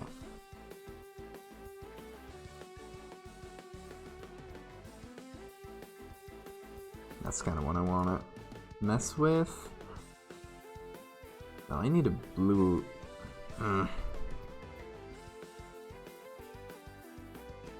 We can't get these colors in check.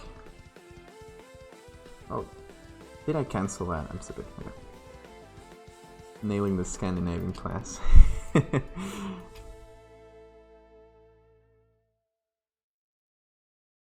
Oh, let me see that, if you don't mind.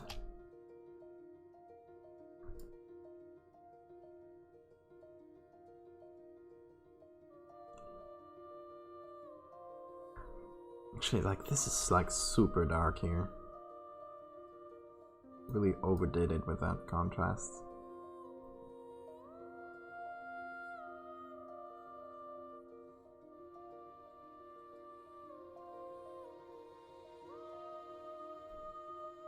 That's a bit better. Okay, let me see that. Oh, I really love the news. The CNN thing.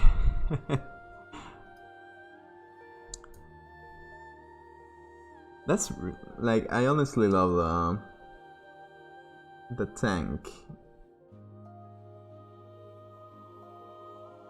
It's really, I don't know how you combine the pictures, and the tank was already like that, but I think you really nailed the depth of field with the soldier in the front and the tank in the back.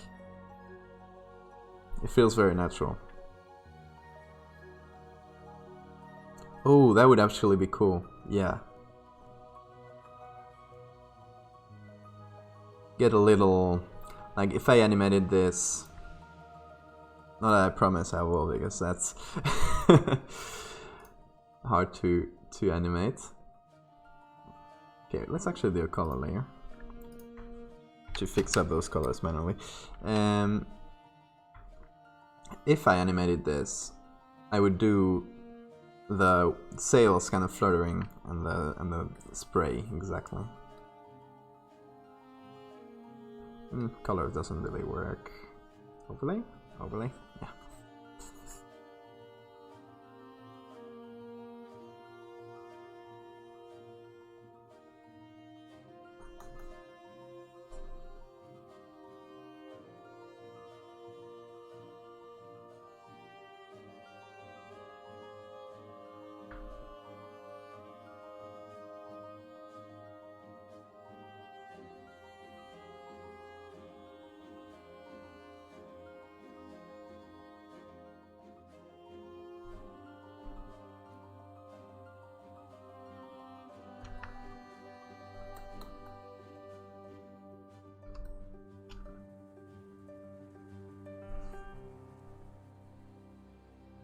Oh, you added the muzzle fire.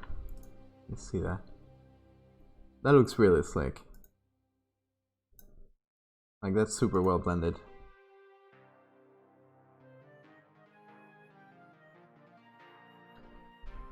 Yeah. That's definitely feels like that. Like the first scene in a in an alien movie or something.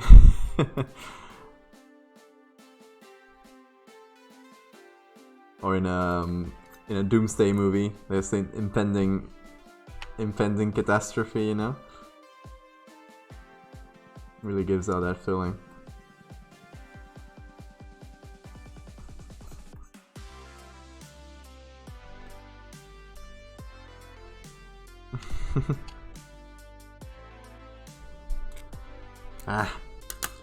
It's kind of hard to rein in this picture of the sky. It's really,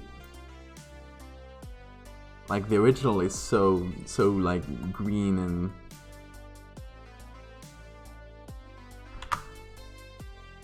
that's actually kind of raw. So that might be easier to take care of those greens manually.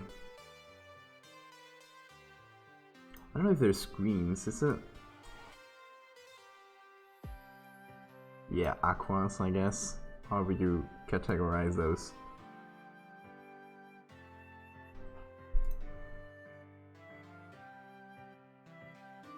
Okay, that's starting to come together a bit better. Maybe there's yellows there too. No, there's not. No yellows.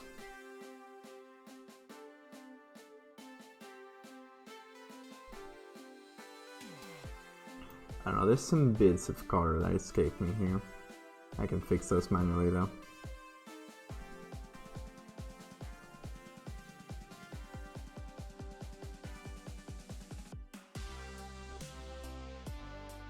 Yeah, that looks like there's some magenta, but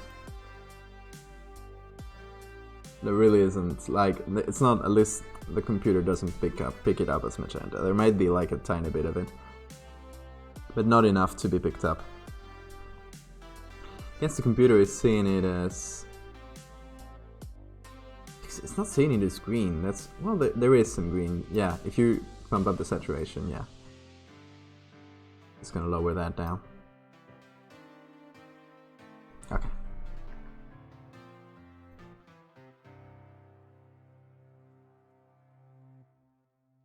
thing with that. Now bring the levels on top.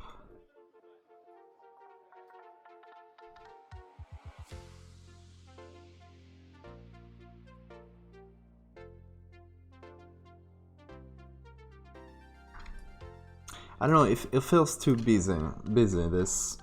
This sky here. It really feels like a sky in one of those paintings with the storms and stuff, but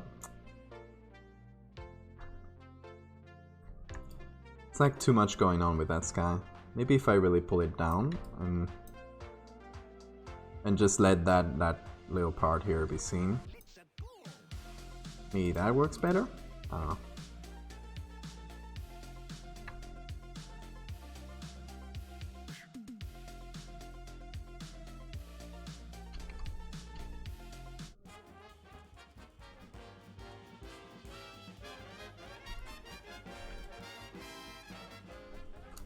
Still isn't really blending for me. I wonder what's missing. Sometimes when you're seeing a picture for too long, it's hard to see this kind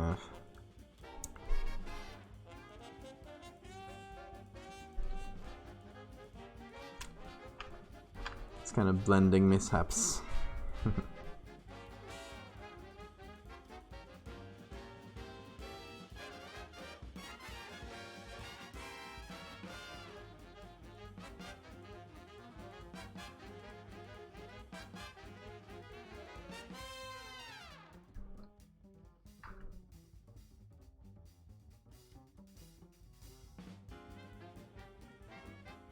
Okay, let's brighten this part up a little. It's bothering me. Let's overlay with some of the color in the rest of the frame. So hopefully that brings it together a bit better too. Maybe not overlay. Maybe screen in a lower opacity.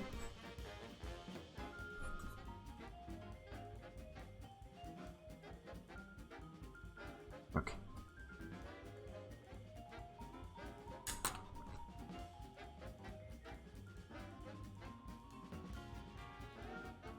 I'm starting to feel more.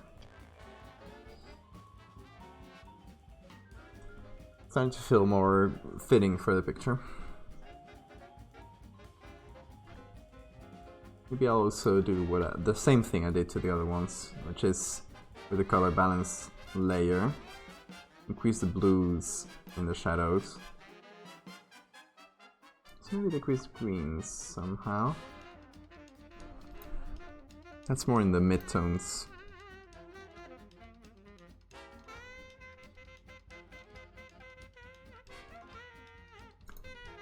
And the highlights maybe a bit. Yeah, mostly in the highlights.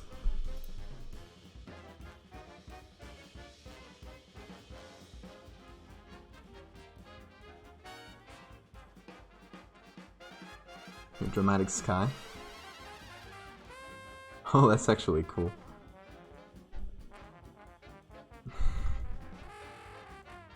Might be a bit too busy though.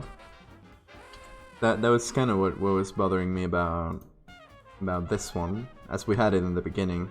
Like, I'm just gonna pull the original up.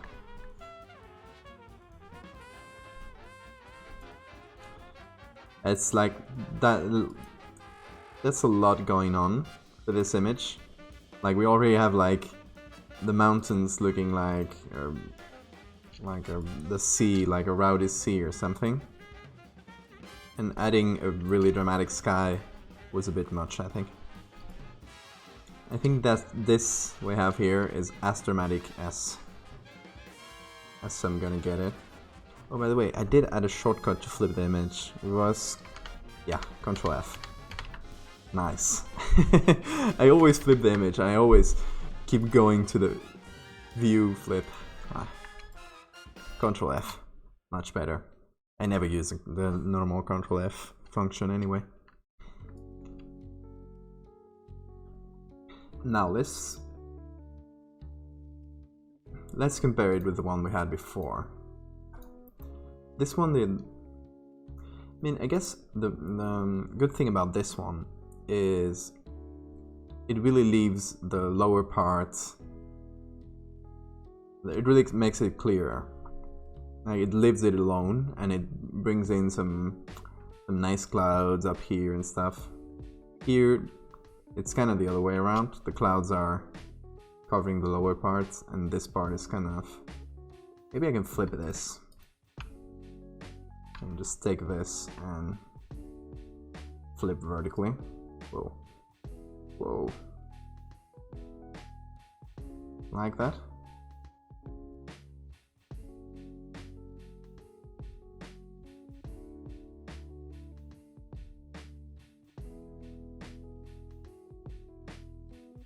Yeah, that could actually work.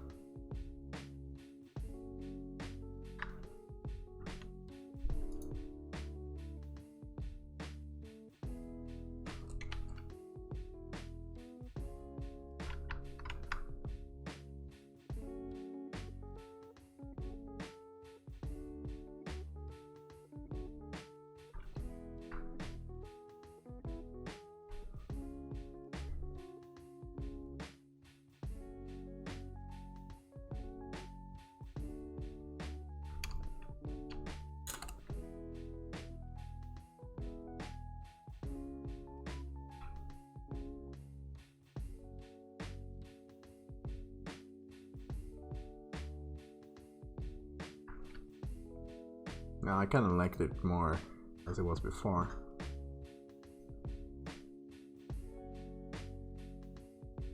I think choosing between these two, I'm still sticking with the old one.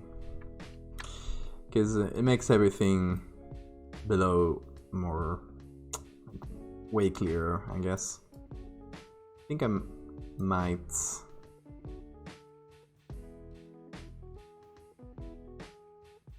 do this a little. Actually, no. I think this line here goes well with the line of the ship. Actually, gotta think about composition from time to time, right?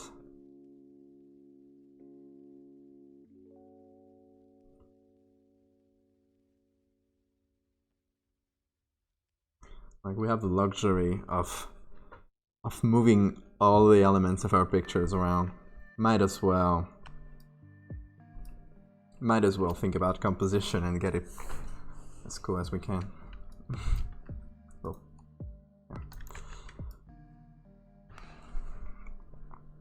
I don't know, is there any other elements that are missing from this picture? Anything...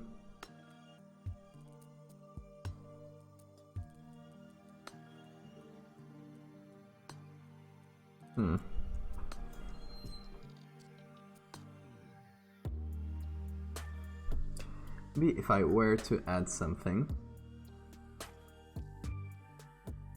just take the boat, which I'm going to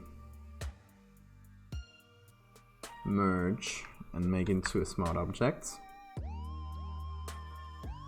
A flying white whale. That would actually look kind of cool in there. Moby Dick, yeah. He moved to the skies, so we're hunting him there too. Okay, how about some billowing? Is that how we say it? Billowing? The sails do that. Need to do in with distort mode? Nope. Rigid? Yeah, rigid.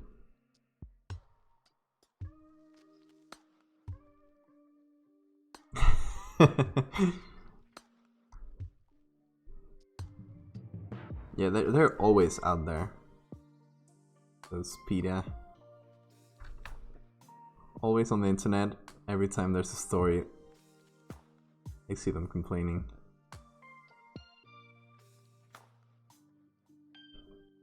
Oh, I really gotta be careful to leave the masts as straight as possible.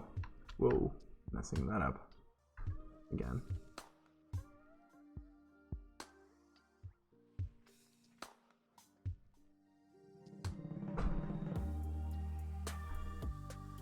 How hard is that to mess up? Apparently, very easy. I should actually do that in the beginning, instead of trying to fix it after the fact.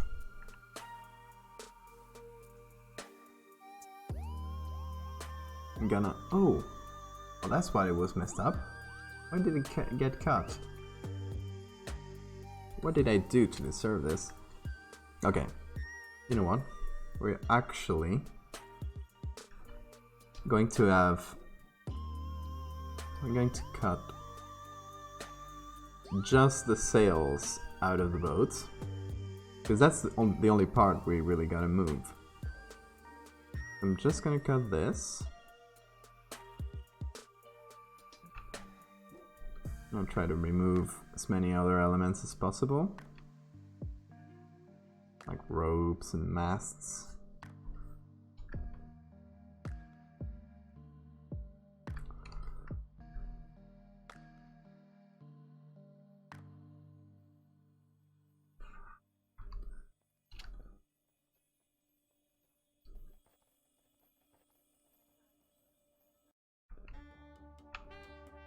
I'm just gonna make this into a separate layer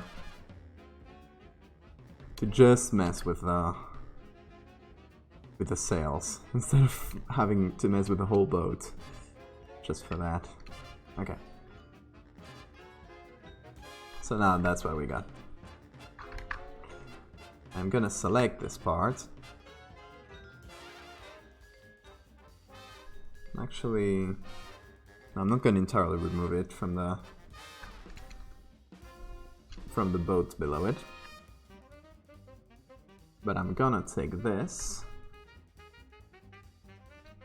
gonna unrasterize, apply that, and rasterize again. That's another custom shortcut I did. Rasterize and make into a smart object, because I was using them so much, it just makes sense.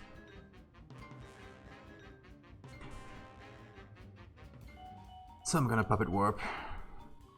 Okay, I'll keep the ends locked in with a bunch of pins.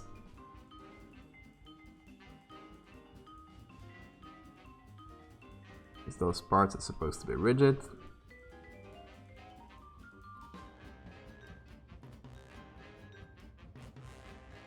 Okay, hopefully that's good.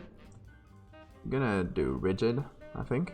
That worked best for us before. No, that's maybe normal. Yeah, normal may be better.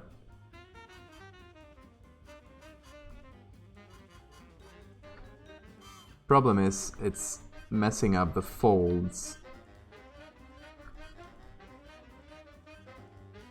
on the sail. That's what's bothering me about it.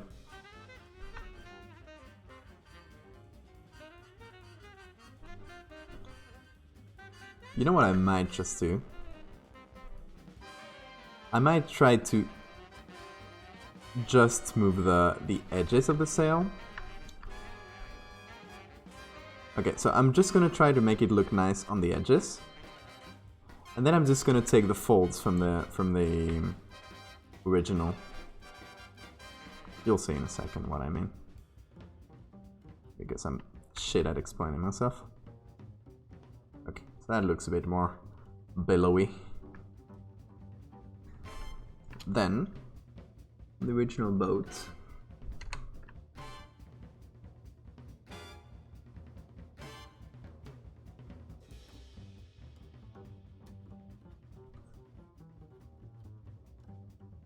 Yep, that's what I'm gonna do. I'm gonna take this.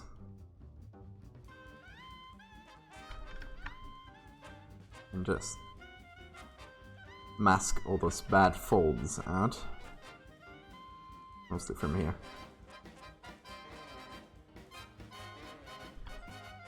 Just gotta be careful to not repeat a lot of textures there.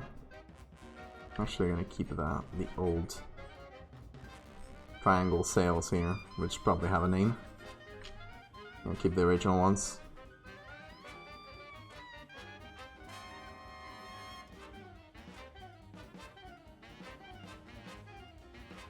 Not really liking how that looks. Just going back and forth today, am I?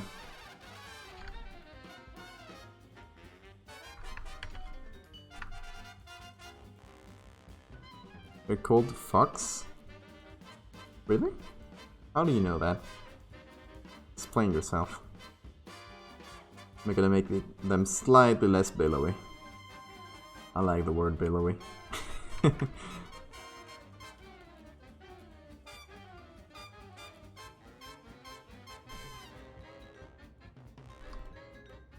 Okay.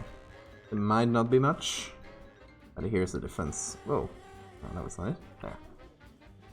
Before and after.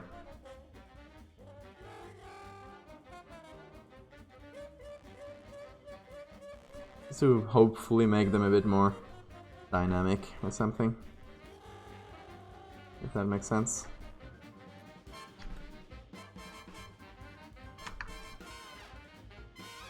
I'm gonna try to fix some of the little continuity mistakes on here.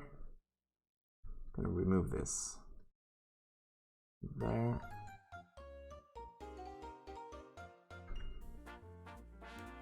Okay, gonna need a third layer to just mask out mistakes.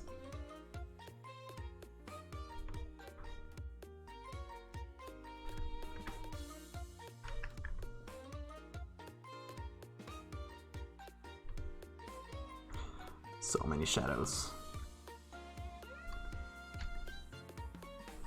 In Danish there are. How do you know that? Where lived before outside roads. Oh, okay. Okay. I thought you were gonna explain how you used to be a sailor. Like the old Vikings. That would have been cooler, actually. You should have said that. Disappointing in you.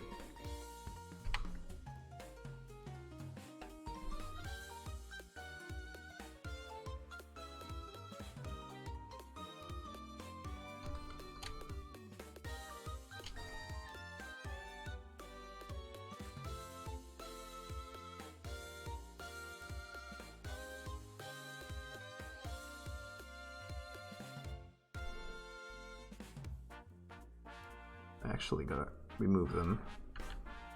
Remove this part. Yeah, that's better. I nearly forgot that. That would have been a bit strange looking.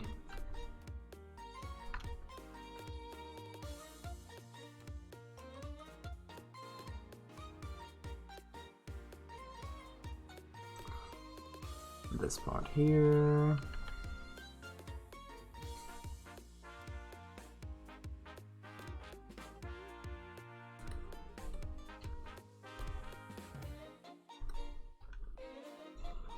You see your kayak. Ah, that doesn't count. That's not Viking enough.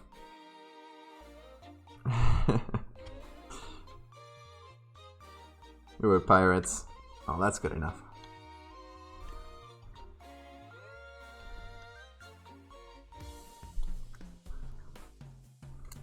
Okay. Should I leave the billowiness like this? I think it looks a bit better. It's not like a perfect effect, but it's good enough to fool the eye.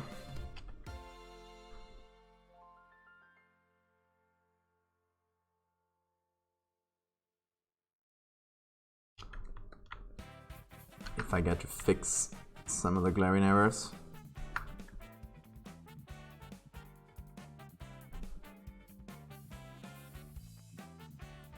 Like this.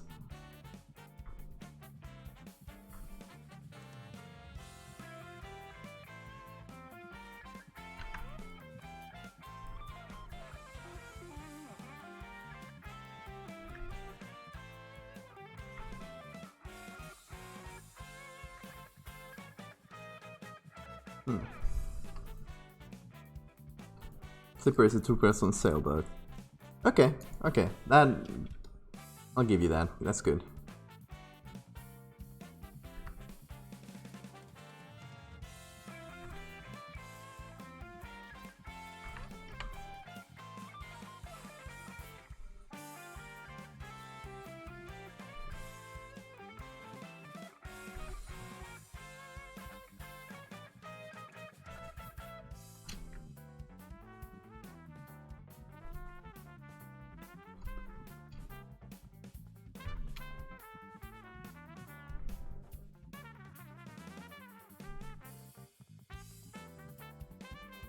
Okay, I need a little shadow that I can copy.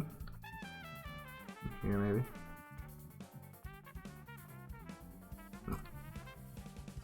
Not perfect, but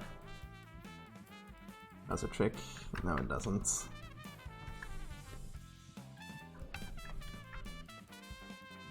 No, it does.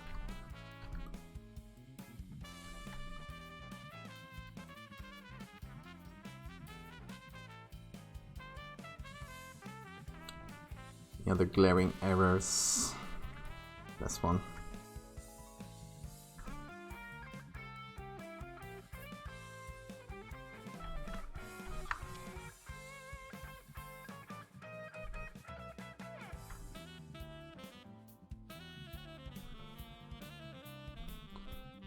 Guess I should just continue this line over here.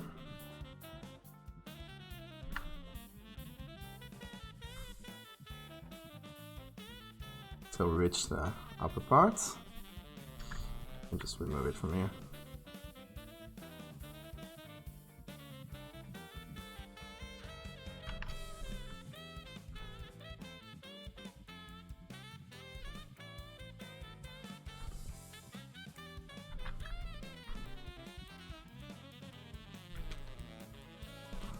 Is this too much getting into the nitty-gritty? Yes. But we're like pretty much done, so I'm just extending this time to hang out a bit more and not have to study.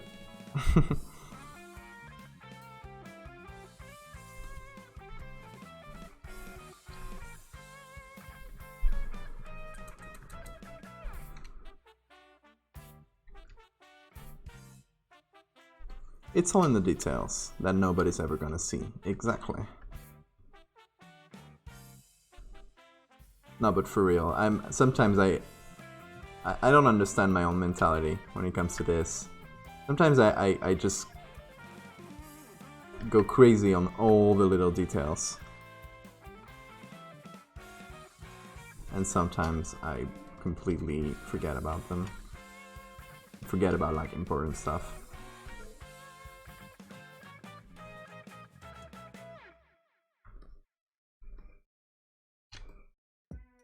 It enables us to sleep, exactly. Okay, about this tiny error here. There we go.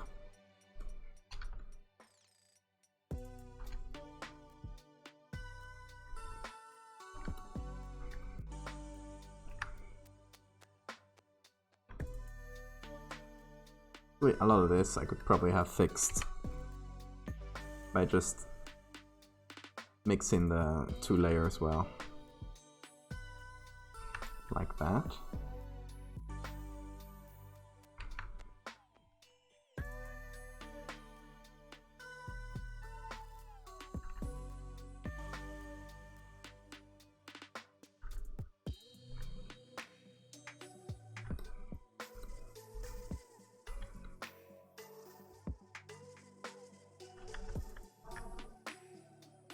And then just fixing the glaring stuff.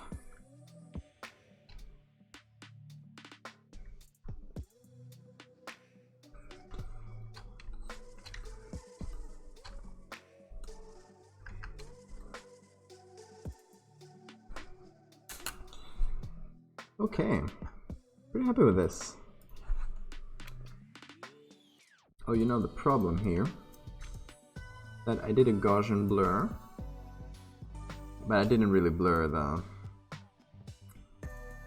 the mask. So the edge looks sharp while the whole thing is blurred. So I think feather the edge here a little.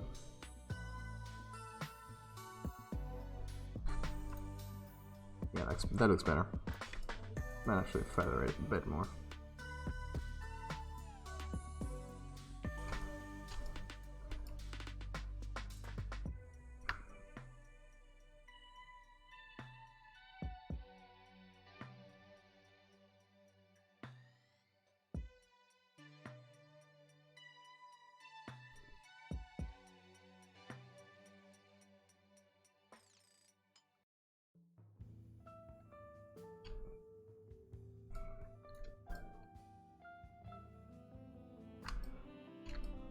Okay, I'm gonna get some mists right below here. Luckily, I already have a really good mist layer. I can just place a copy right in between these two, like that.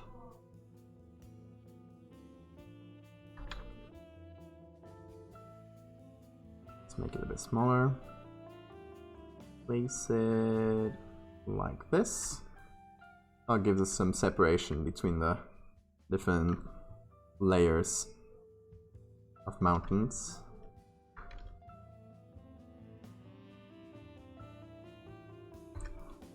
Let me move it from this area. There we go.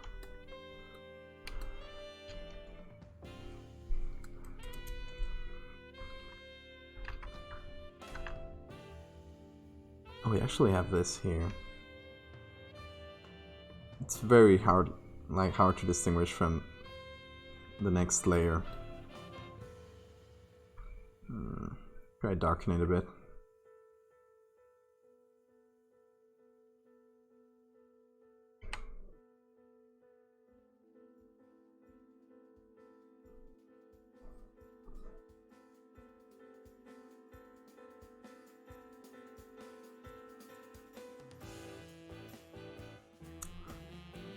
Gonna multiply a little, and I'm gonna overlay, especially on the edge.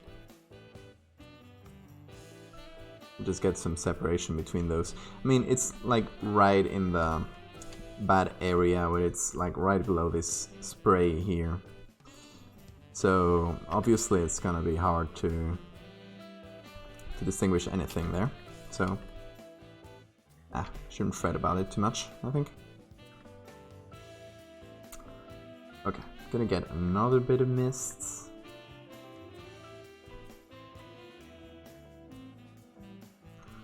Right on this edge here.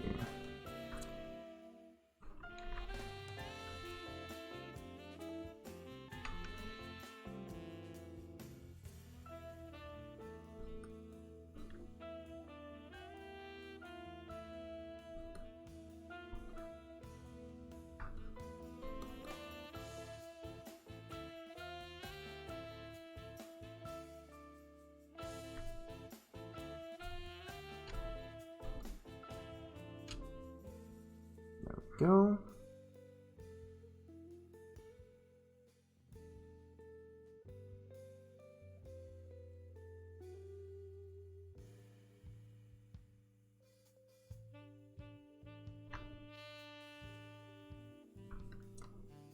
Still not like entirely certain about this whole front part of it.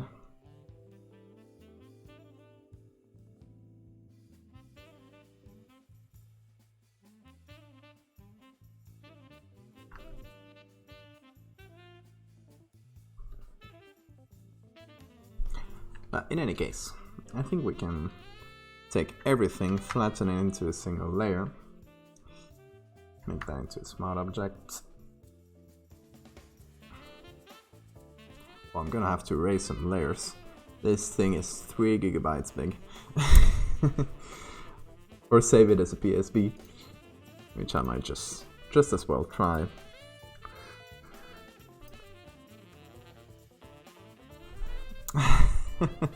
Yeah, it's pretty big. We are at, hang on, I'll tell you in a sec. right as it saves. Yeah, 3 gigabytes. We are at only 48 layers. There must be some pretty big layers that are eating up a lot of space. I'll find them and I'll destroy them. Probably all of the mists I'm doing here. Like stuff like this. You just apply the layer mask and... You know, the ones that... This one, because the original, I keep it. But all the copies, I should just do this and apply layer masks so they don't go over the edges. And that's already taken a lot of... Yeah, so it's probably all the mist layers I just added. Because they're really, really big and then I'm just stretching them over and over. So they're pretty huge at this point. Okay. We are at... here. Okay, this is the old sky I tried.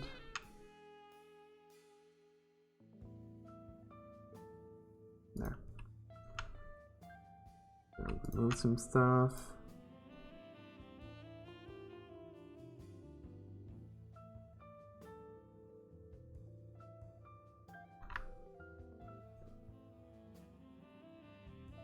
Oh sure, I'm moving stuff around. And I was on my... like with my flattened layer on top of everything, so I wasn't seeing any changes. Yeah, like I did that whole... just do a square on around the frame and cut it with a couple of the mist layers. And that's already like taken care of. Like it's already at 277 gigabytes, so there you go. Where are other mists? Yeah, you can see. Here's the whole thing.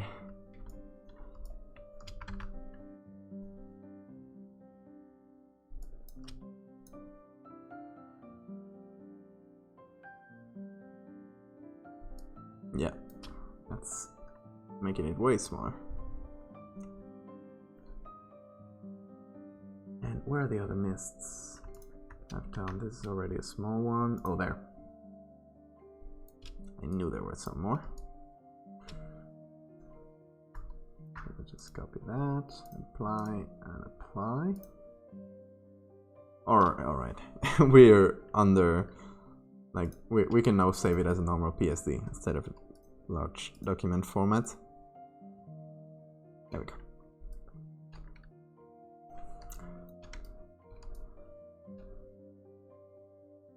Alright, now we can go back to this. And let's try some top level editing, some top level adjustments.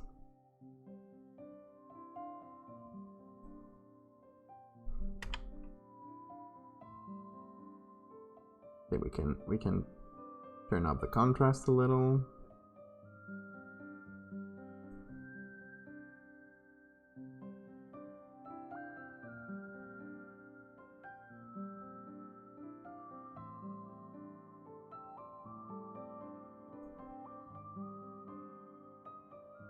Just noticed a little error here. Hang on, let me go back in here. For some reason I didn't really cut that correctly. I mean, I made up that part of the boat, so that's probably contributing to that. Okay, where? There's the boat. No, that's not the boat. There's the boat. And there's the culprit.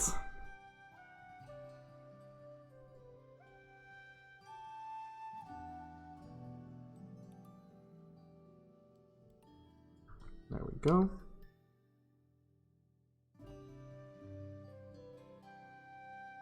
And we got some of the shadow going over it. We're gonna go here. Yeah, that's it. Gotta remove. We removed a bit too much of it. Let's do selection and just remove that.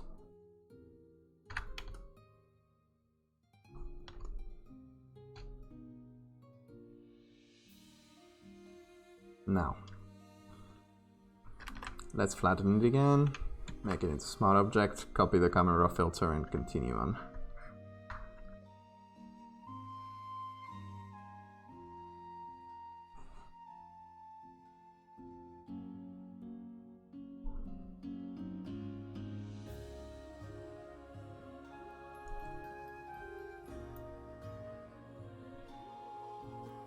Yeah, that's pretty good.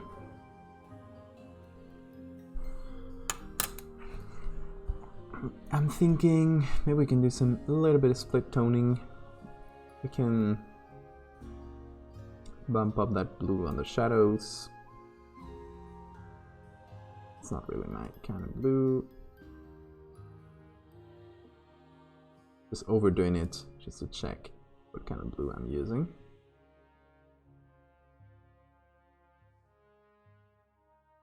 Be like around this hue.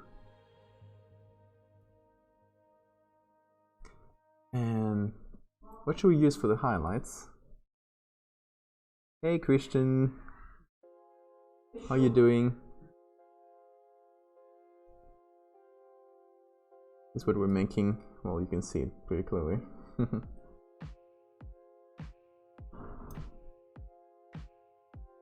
I'm good. I'm good doing this improvised idea. Thanks for the follow. By the way, I just realized while we were offline, I just reached 100 followers. You must be like 101, Christian. So yeah, cause for celebration. I'm gonna try to think of something special to do.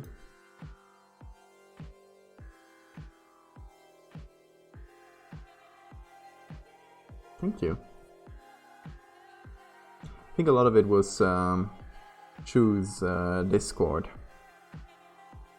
because he added me there on the list of with all the rest of the photographers, which I really stick out like a sore thumb there. So I guess some people clicked there just to check it out. We can add a little bit of teal there on the highlights, just a touch of it. Goes well with the other blue.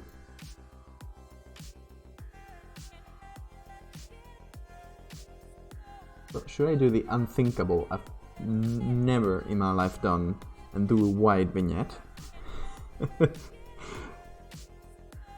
I always do a black one. How about a white one for once? The black one also looks pretty good, you know. Hard to decide. I mean, doing a wide one would just be for the hell of it, just to say I did a wide vignette once.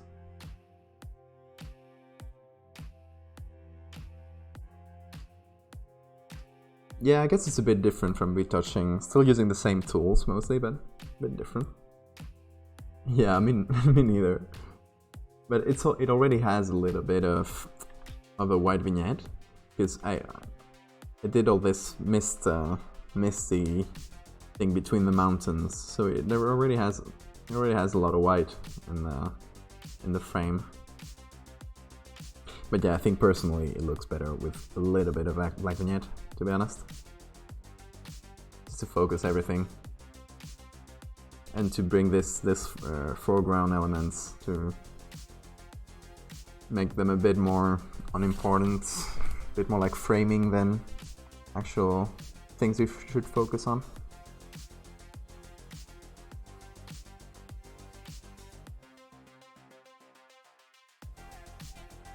Yeah, let's go with that. Also a tiny bit of grain, because that usually does a good job of bringing stuff together. Oh, I just noticed this. That's bad. I'll go right now and fix it. I can fix it on top. I can just take some white and cover that bad edge. But yeah, a bit of noise, never a bit of grain. Usually like pretty large grain. Or just a little bit of it. Oh, and this? How about this? There's some rogue edges here. What the hell? Okay, we need to go and fix that. Where is it? Where's the rogue edge? There. I'll find you. I'll destroy you. Is that the thing? Nope.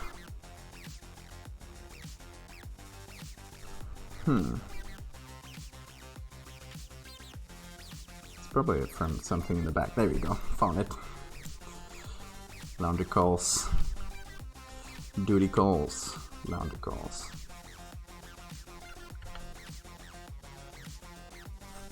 And there you go. I hate rogue edges. Okay, there's probably some over here too. Probably goes all the way over here. Now that we are coming back to this area, I can just try to find our little mountain here.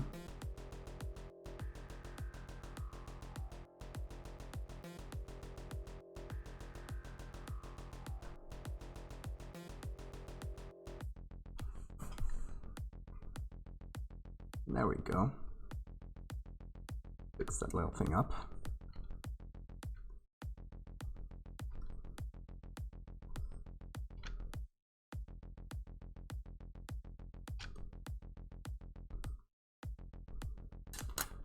You know what I could also do is get some of that mist.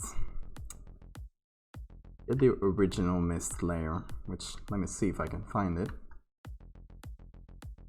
Should be above this. That is the one. Okay. That little spray here. You get some of it, like right on top of everything.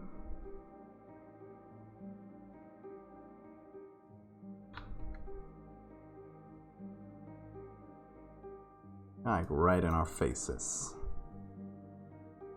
Well, that's what I keep getting huge document sizes, because I make this enormous layers. How to pronounce?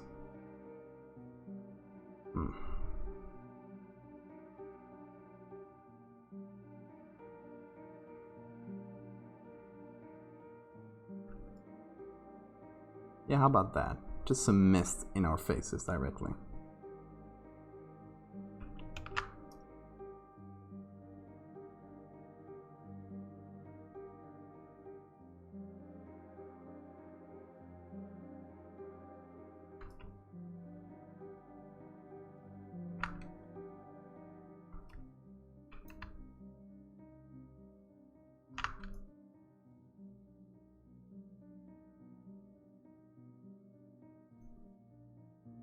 It's not that different from what we had, but in any case, let's go back to what we were doing before. I noticed that horrible error. By the way, while I'm at it, just go and do a full checkup on this image. Just going around every edge, seeing those little annoying errors that sometimes you miss. I think we're good.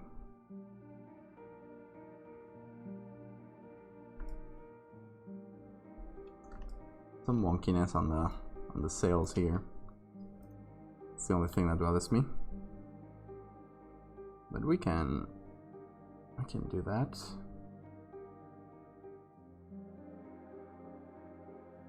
Oh, by the way, there's a bunch of mist here.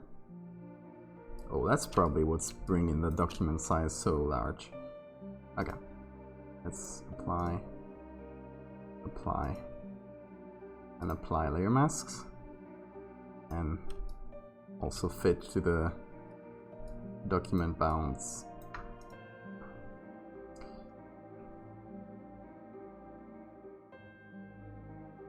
Yep, that was what was making the document so large. All these layers were huge. I'm just gonna do the same thing here.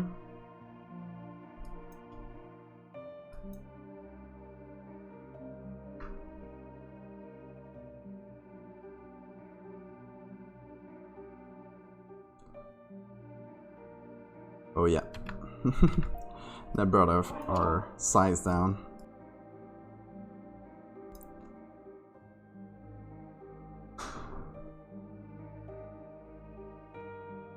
Anyway, going back to this sail wonkiness, we have to fix.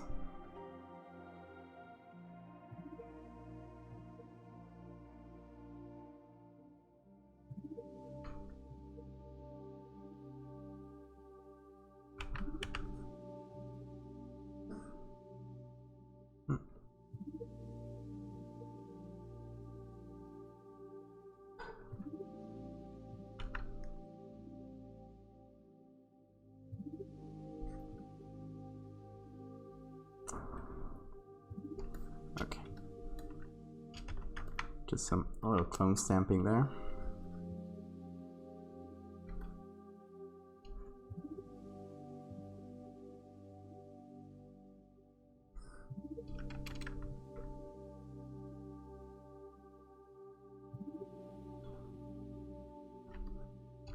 There, I think that takes care of most of it.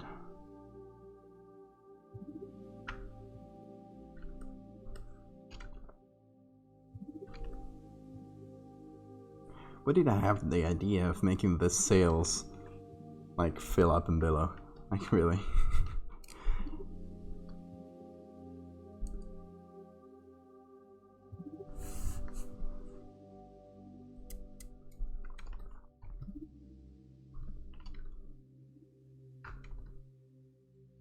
Okay. Now then, let's go back and flatten everything. Make it into a smart object. Copy the smart filters. And we're back.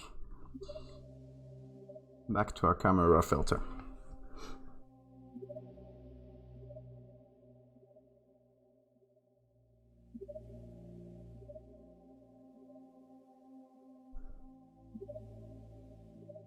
I think I'm going to actually tone down the vibrance there.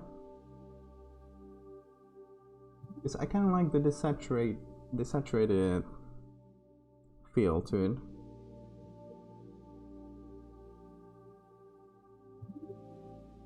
Is that a thing of the split toning I did? It is a bit. I can reduce the split toning.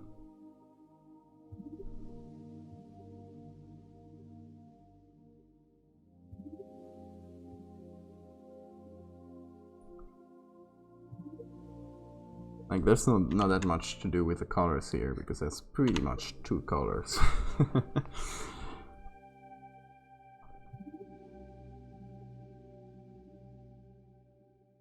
Or one, depending on what your eye for color is. And sharpen a little. Not like it's gonna do much, but a little bit of sharpening never hurt anyone. Well, actually, yeah. But it's not gonna hurt this.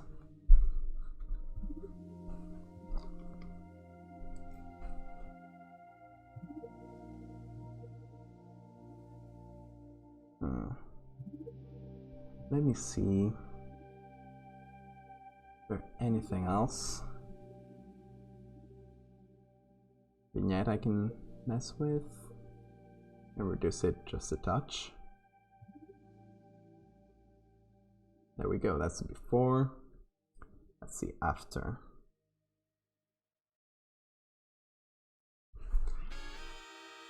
Then just, we're keeping it top level still. I'm gonna reduce a little bit that black spot there. Gonna go with an overlay layer maybe.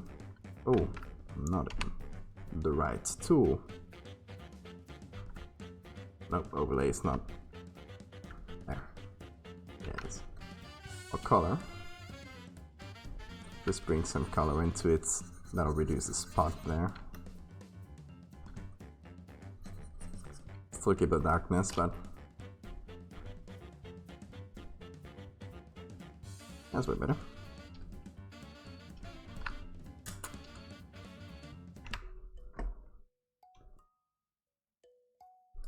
Oh, we're missing something important.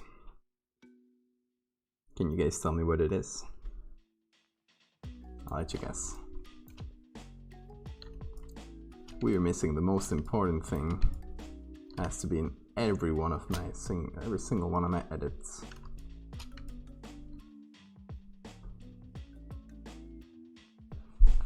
Hell yeah. Welcome back, Hellbug.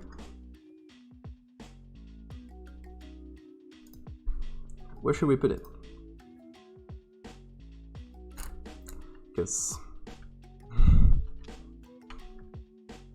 I'm thinking we could put it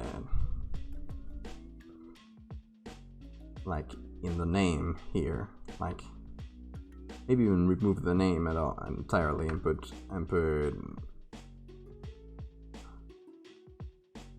something like that, you know?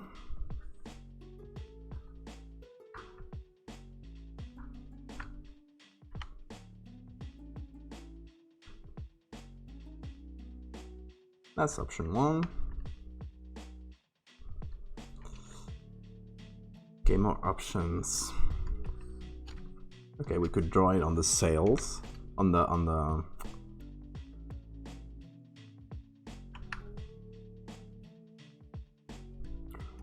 do with some rope.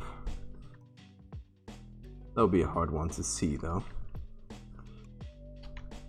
You could put it on the mountains, but that's a bit of a hard one to do too. I think it's the most obvious one. Yeah. Yeah, that's instead of Valdevia. Rembrandt Valdevia. No, I guess I'd change the whole name if I did. Yeah, I think it's the logical option, really. I'm gonna do it on top of everything because I'm lazy. No, actually no, because there's a spray over it. So I'll hide the top level edits, we'll go back to the original, we'll do that, and then we'll reapply those final edits, those little touches. We're going back to the boat. I'm actually gonna do something on this layer here. It feels too flat. It is flat, obviously. It's just a thing I drew. I think you could use some shadow.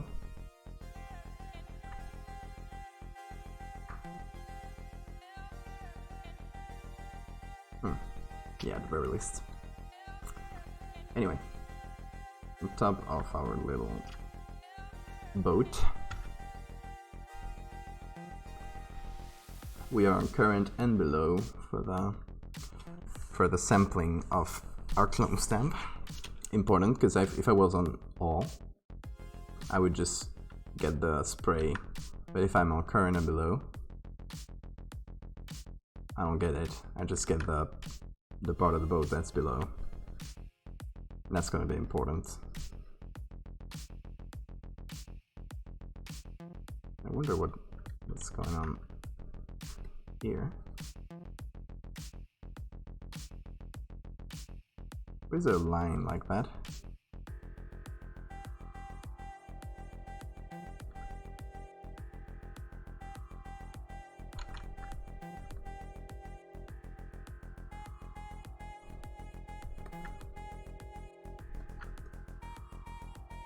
That is weird. What layer is that?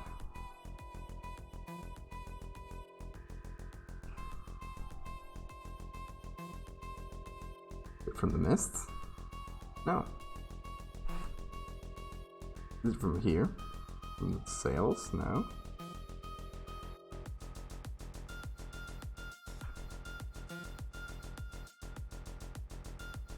I don't understand what this white area there is.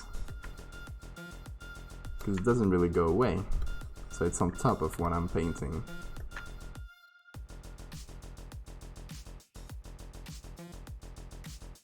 Is it a drawing I did? No. That is a mystery.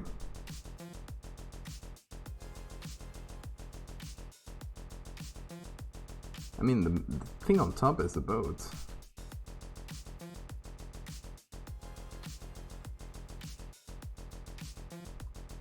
Oh, maybe it is.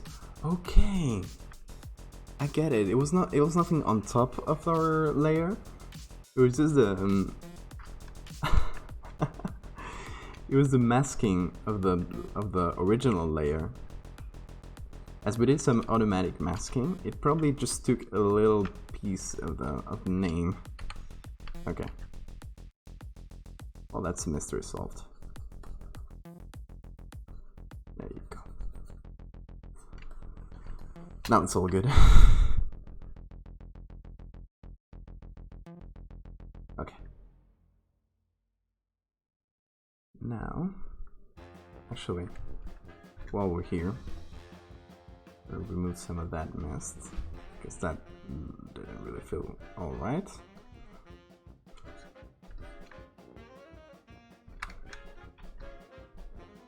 I'll keep that. No, I won't.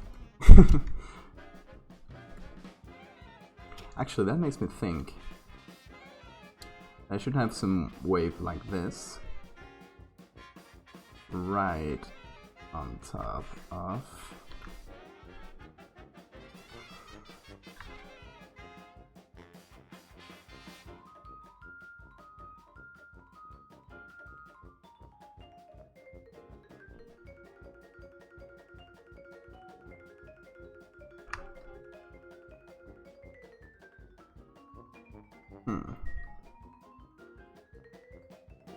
like I'm thinking like right below that.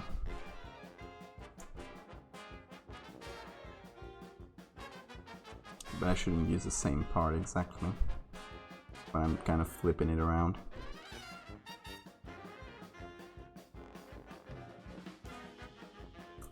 Flip.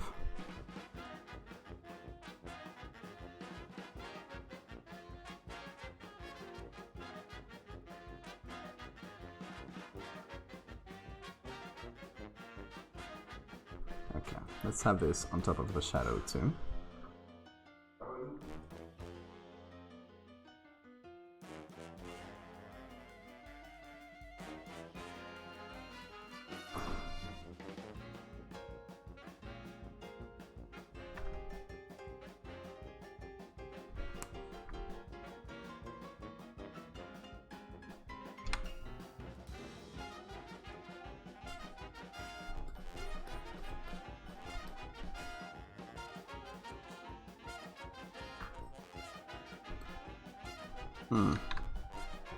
It should be angled down a little, maybe.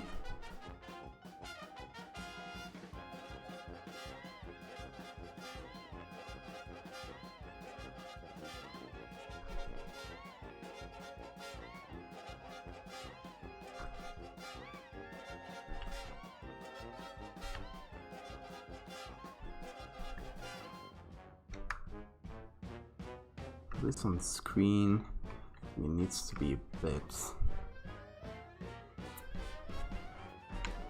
Let's mess with it a bit more. Desaturate it a bit.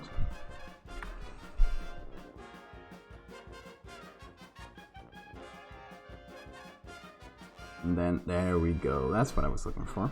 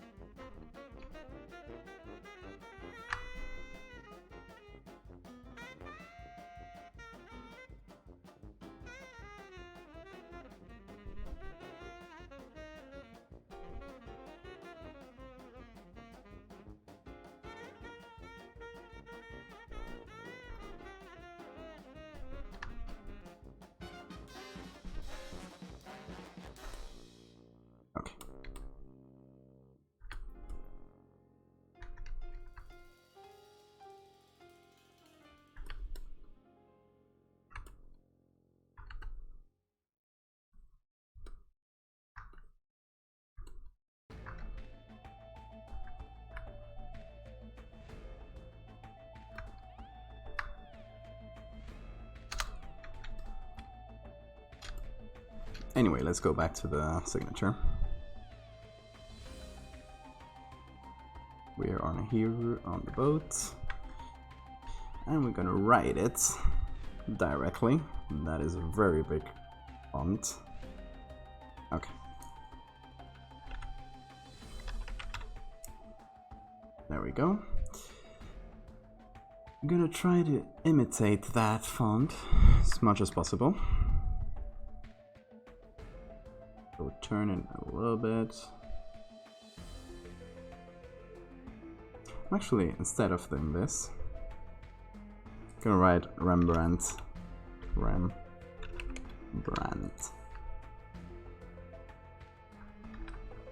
Try to imitate that first, and then just change the text.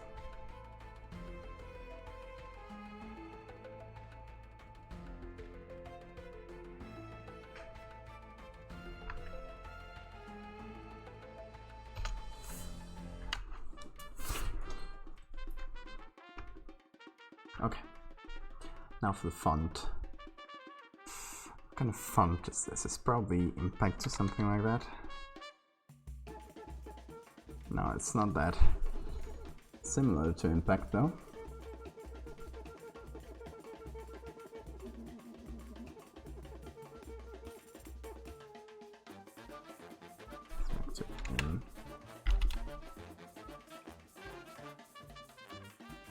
Impact, just got the regular one.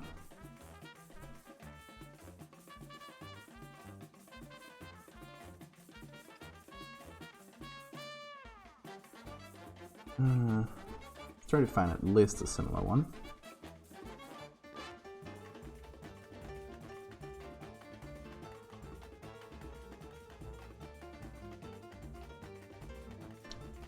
Kind of condensed style.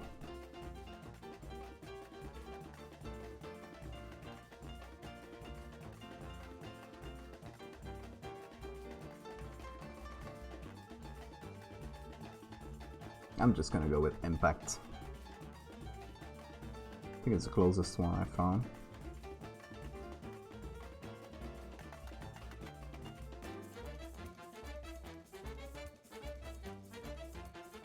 Yep.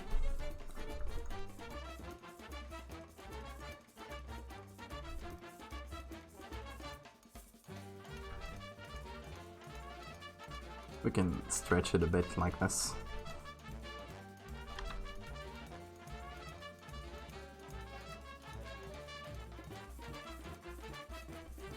Make it a bit taller.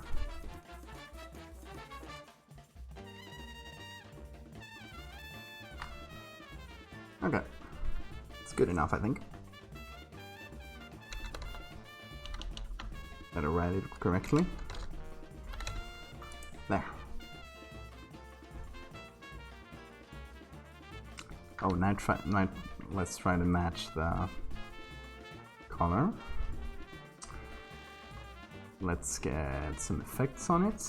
Let's get an inner glow, which is usually pretty good to fake fonts that are written somewhere, because they usually have some, I don't know, some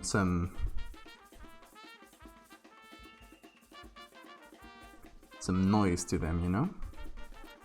You can usually replicate that fairly well with some inner glow. You put a little bit of noise on it. You maybe choose a color from the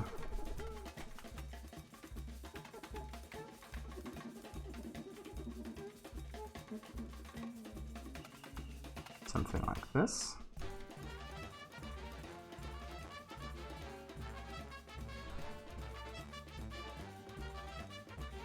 And then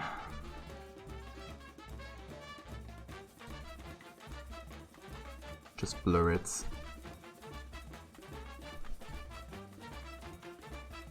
Not as much, maybe. Just one blur.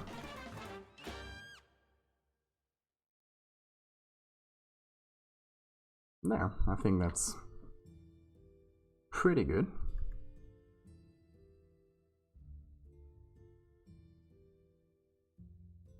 can also add some outer glow in black. That usually also helps. Make it a bit brighter.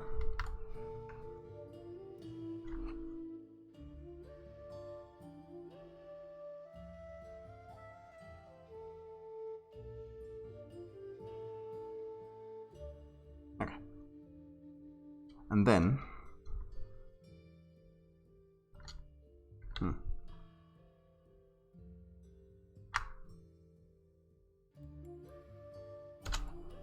and then let's do the same thing for the signature. So we're gonna take it from here. Whoa, that's big. Okay. Bit smaller, mate.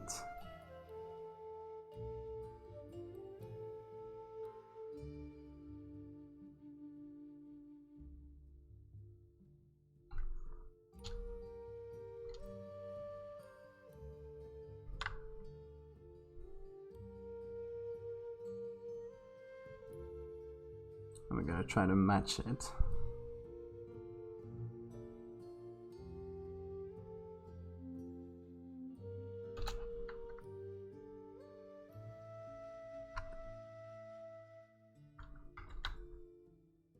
I don't mind that it's a bit bigger. Oh well, people will notice it a bit more. And let's do the same thing we did for the other one. First, let's color it with this.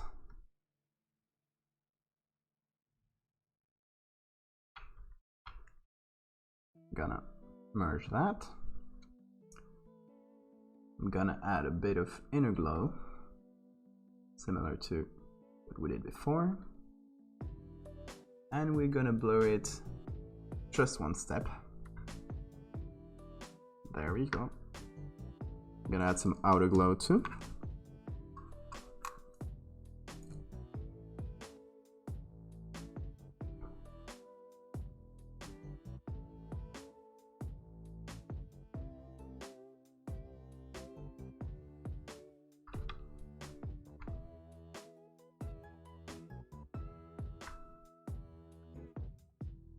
Whoa. Hello. Why are you not working? There.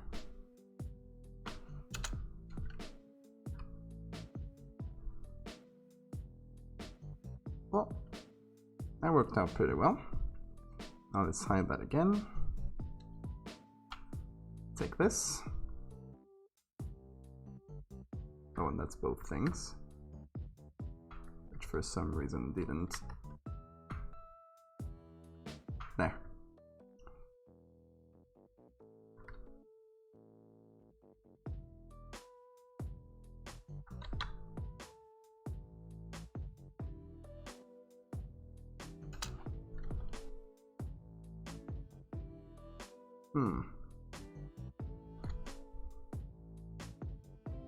Is it me, or is it standing out a lot? No, I don't think it's standing out more than the original. I honestly could make it a bit bigger.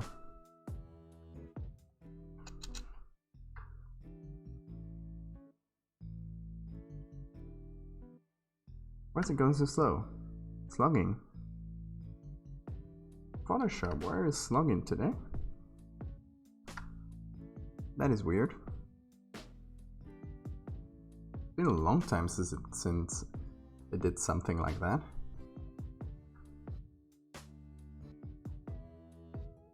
Well, we're pretty much done with it, so. Used to be better when that happened on my old computer. Once I reloaded everything, it used to be better. I close down Photoshop and open it again. I'm actually gonna rasterize layer and style. Same with you. There we go. That should take a bit of weight off. Maybe that was slowing it down. I don't know. I really don't know.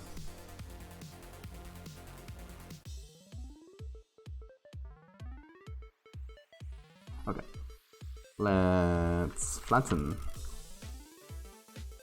Yeah, and is it like when you do something specific?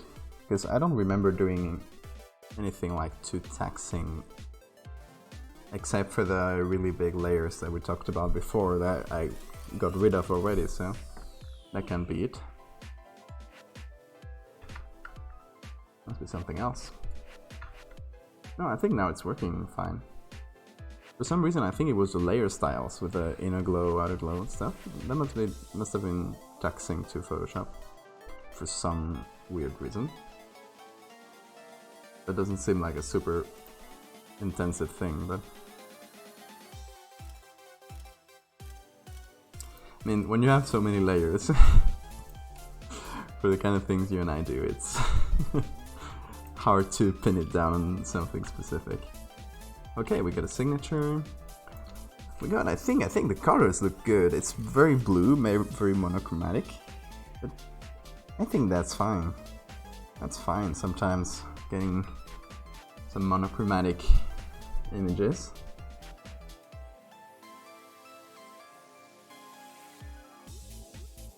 I usually try to look for a complementary color or something to go with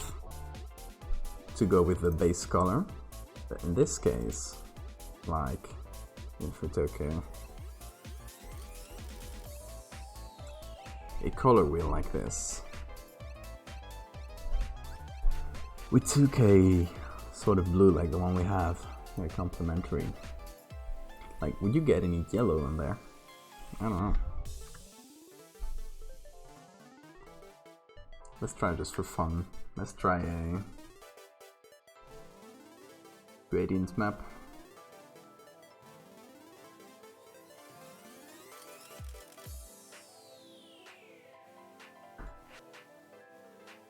With blue.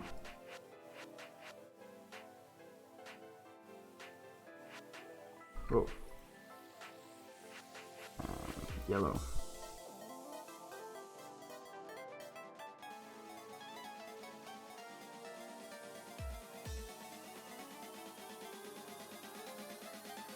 And get that in color.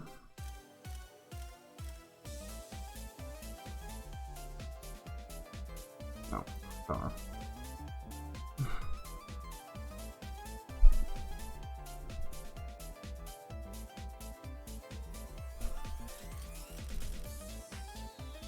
No, I don't really think the yellow goes well in this case, right? Could also do that on camera raw. That's actually a better idea. And split toning here. It usually gives a bit better results. It's a bit more controllable, especially.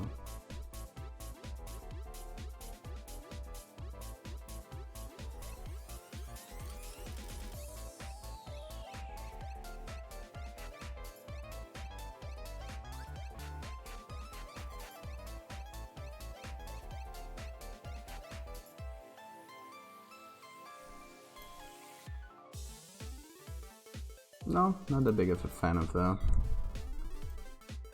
yellow. Okay, let's try out some color lookups. Let's try out a few. Just scroll through.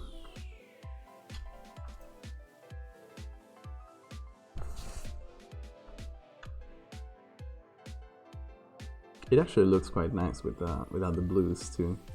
Looks pretty much black and white. I think that's cool. I'm not gonna use it, but I think it's cool. This actually brings a little bit of yellow, but not in a bad way. I kinda like fall colors.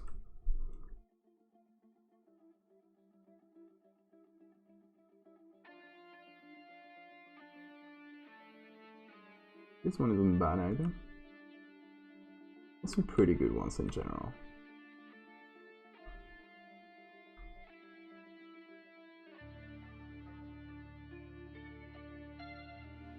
By the way, just a general reminder, I got some lookup tables I made myself, which I put in a as a download bonus for subscribers. So you can get a bunch of these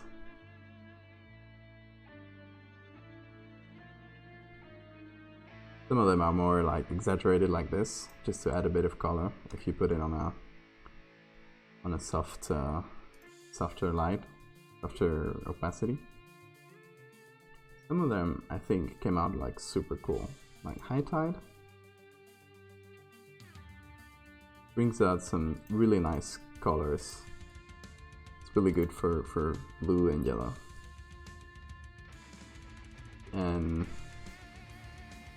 Scavenger is really good for orange and blue, for those two complementary colors, which obviously here we can't really see to that much, but I think High Tide in this one goes pretty well, because it works with the colors we have here. It works with the yellows, it works with the blues. I think we can actually put a bit of it. Not against it.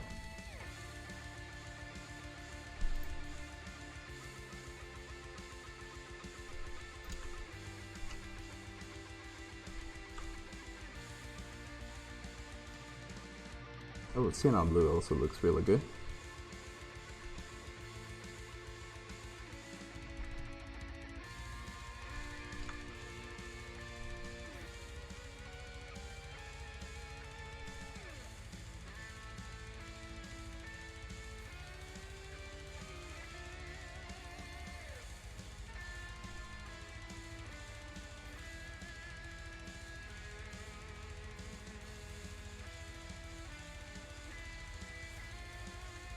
I mean, they're not doing much together, but it's not bad. I think there was one. There was one I was really enjoying. I think it was this one and this one.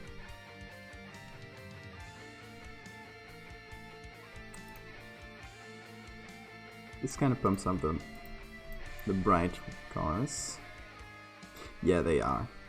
They are if like just combine a couple of them can give a nice touch, or even to try out like different styles for your image that you might have not thought about. They're really nice. They're quick to use too.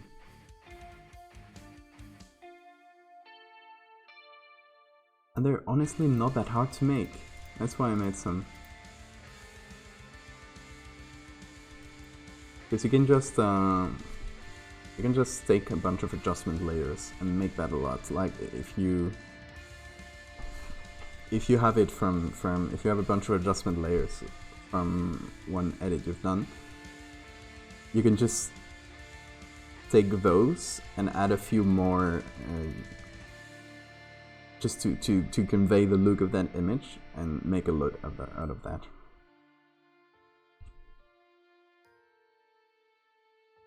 Oh, that's actually a good idea. The blend diff. Try that on this one, for example.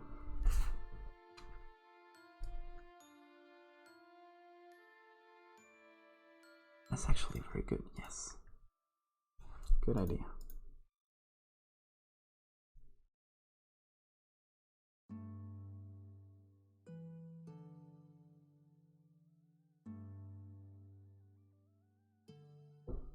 Okay, that's before and after the LUTs. They didn't do that much combined.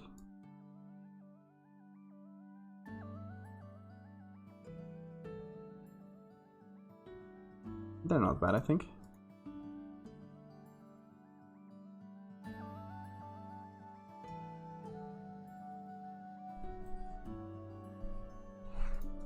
Actually, as a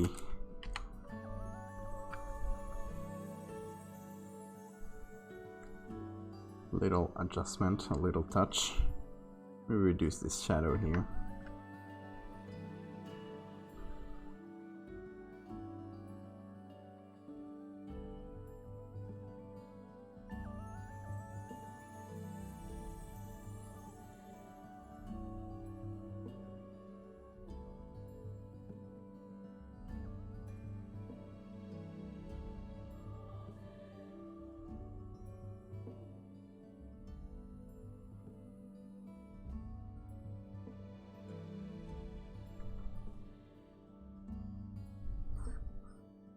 Also use a color layer like this.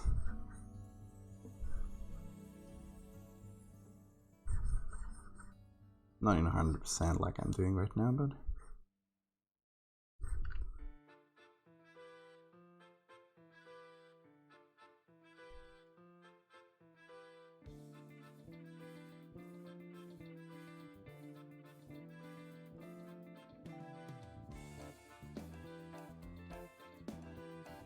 Okay, how do you feel about that? Is there anything that jumps out to you? Or that feels wrong?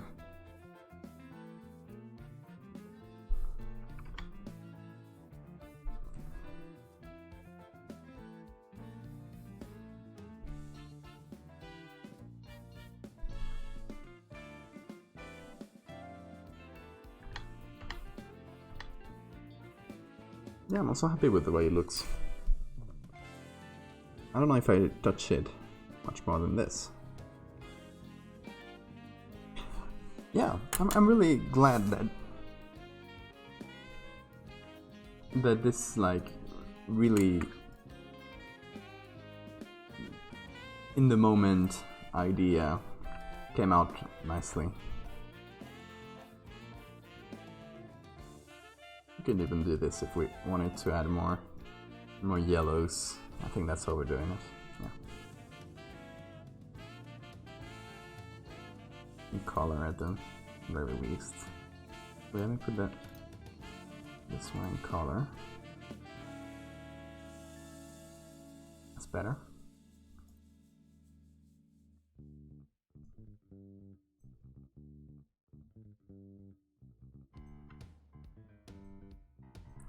Let's get all this into adjustments.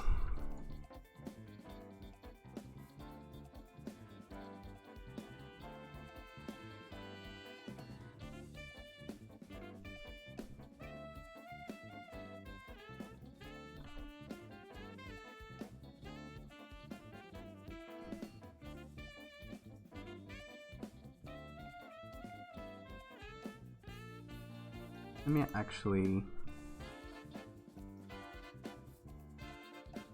get that away from some of the highlights too.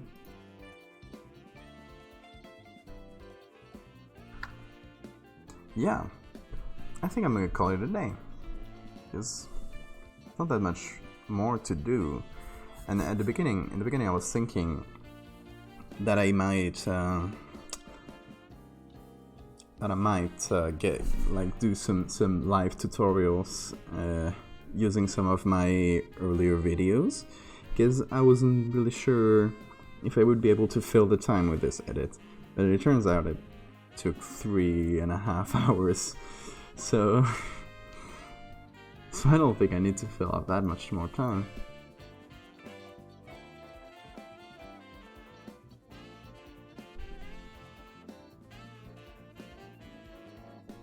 Yeah, save. Let's see the final size of this. So it's 2 gigabytes. Not that bad. It used to be 3.5 or something like that. So with 58 layers, that's under average too, I think.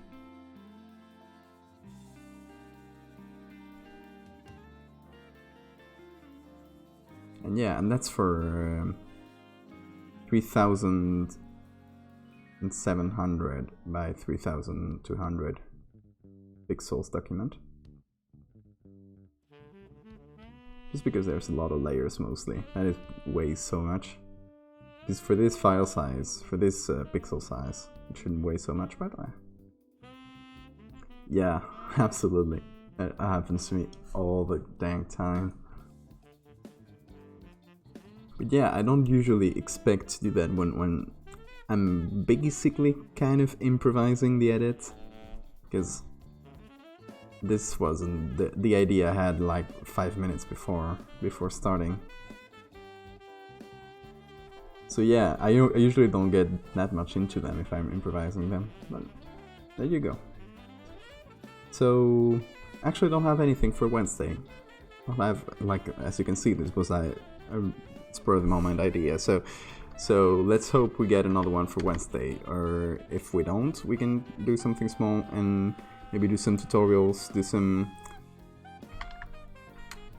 Or maybe even something different to celebrate 100 followers. I don't know, I'll think about it. I'll let you guys know on the Discord, Twitter, or whatever. Anyway, thank you for sticking around.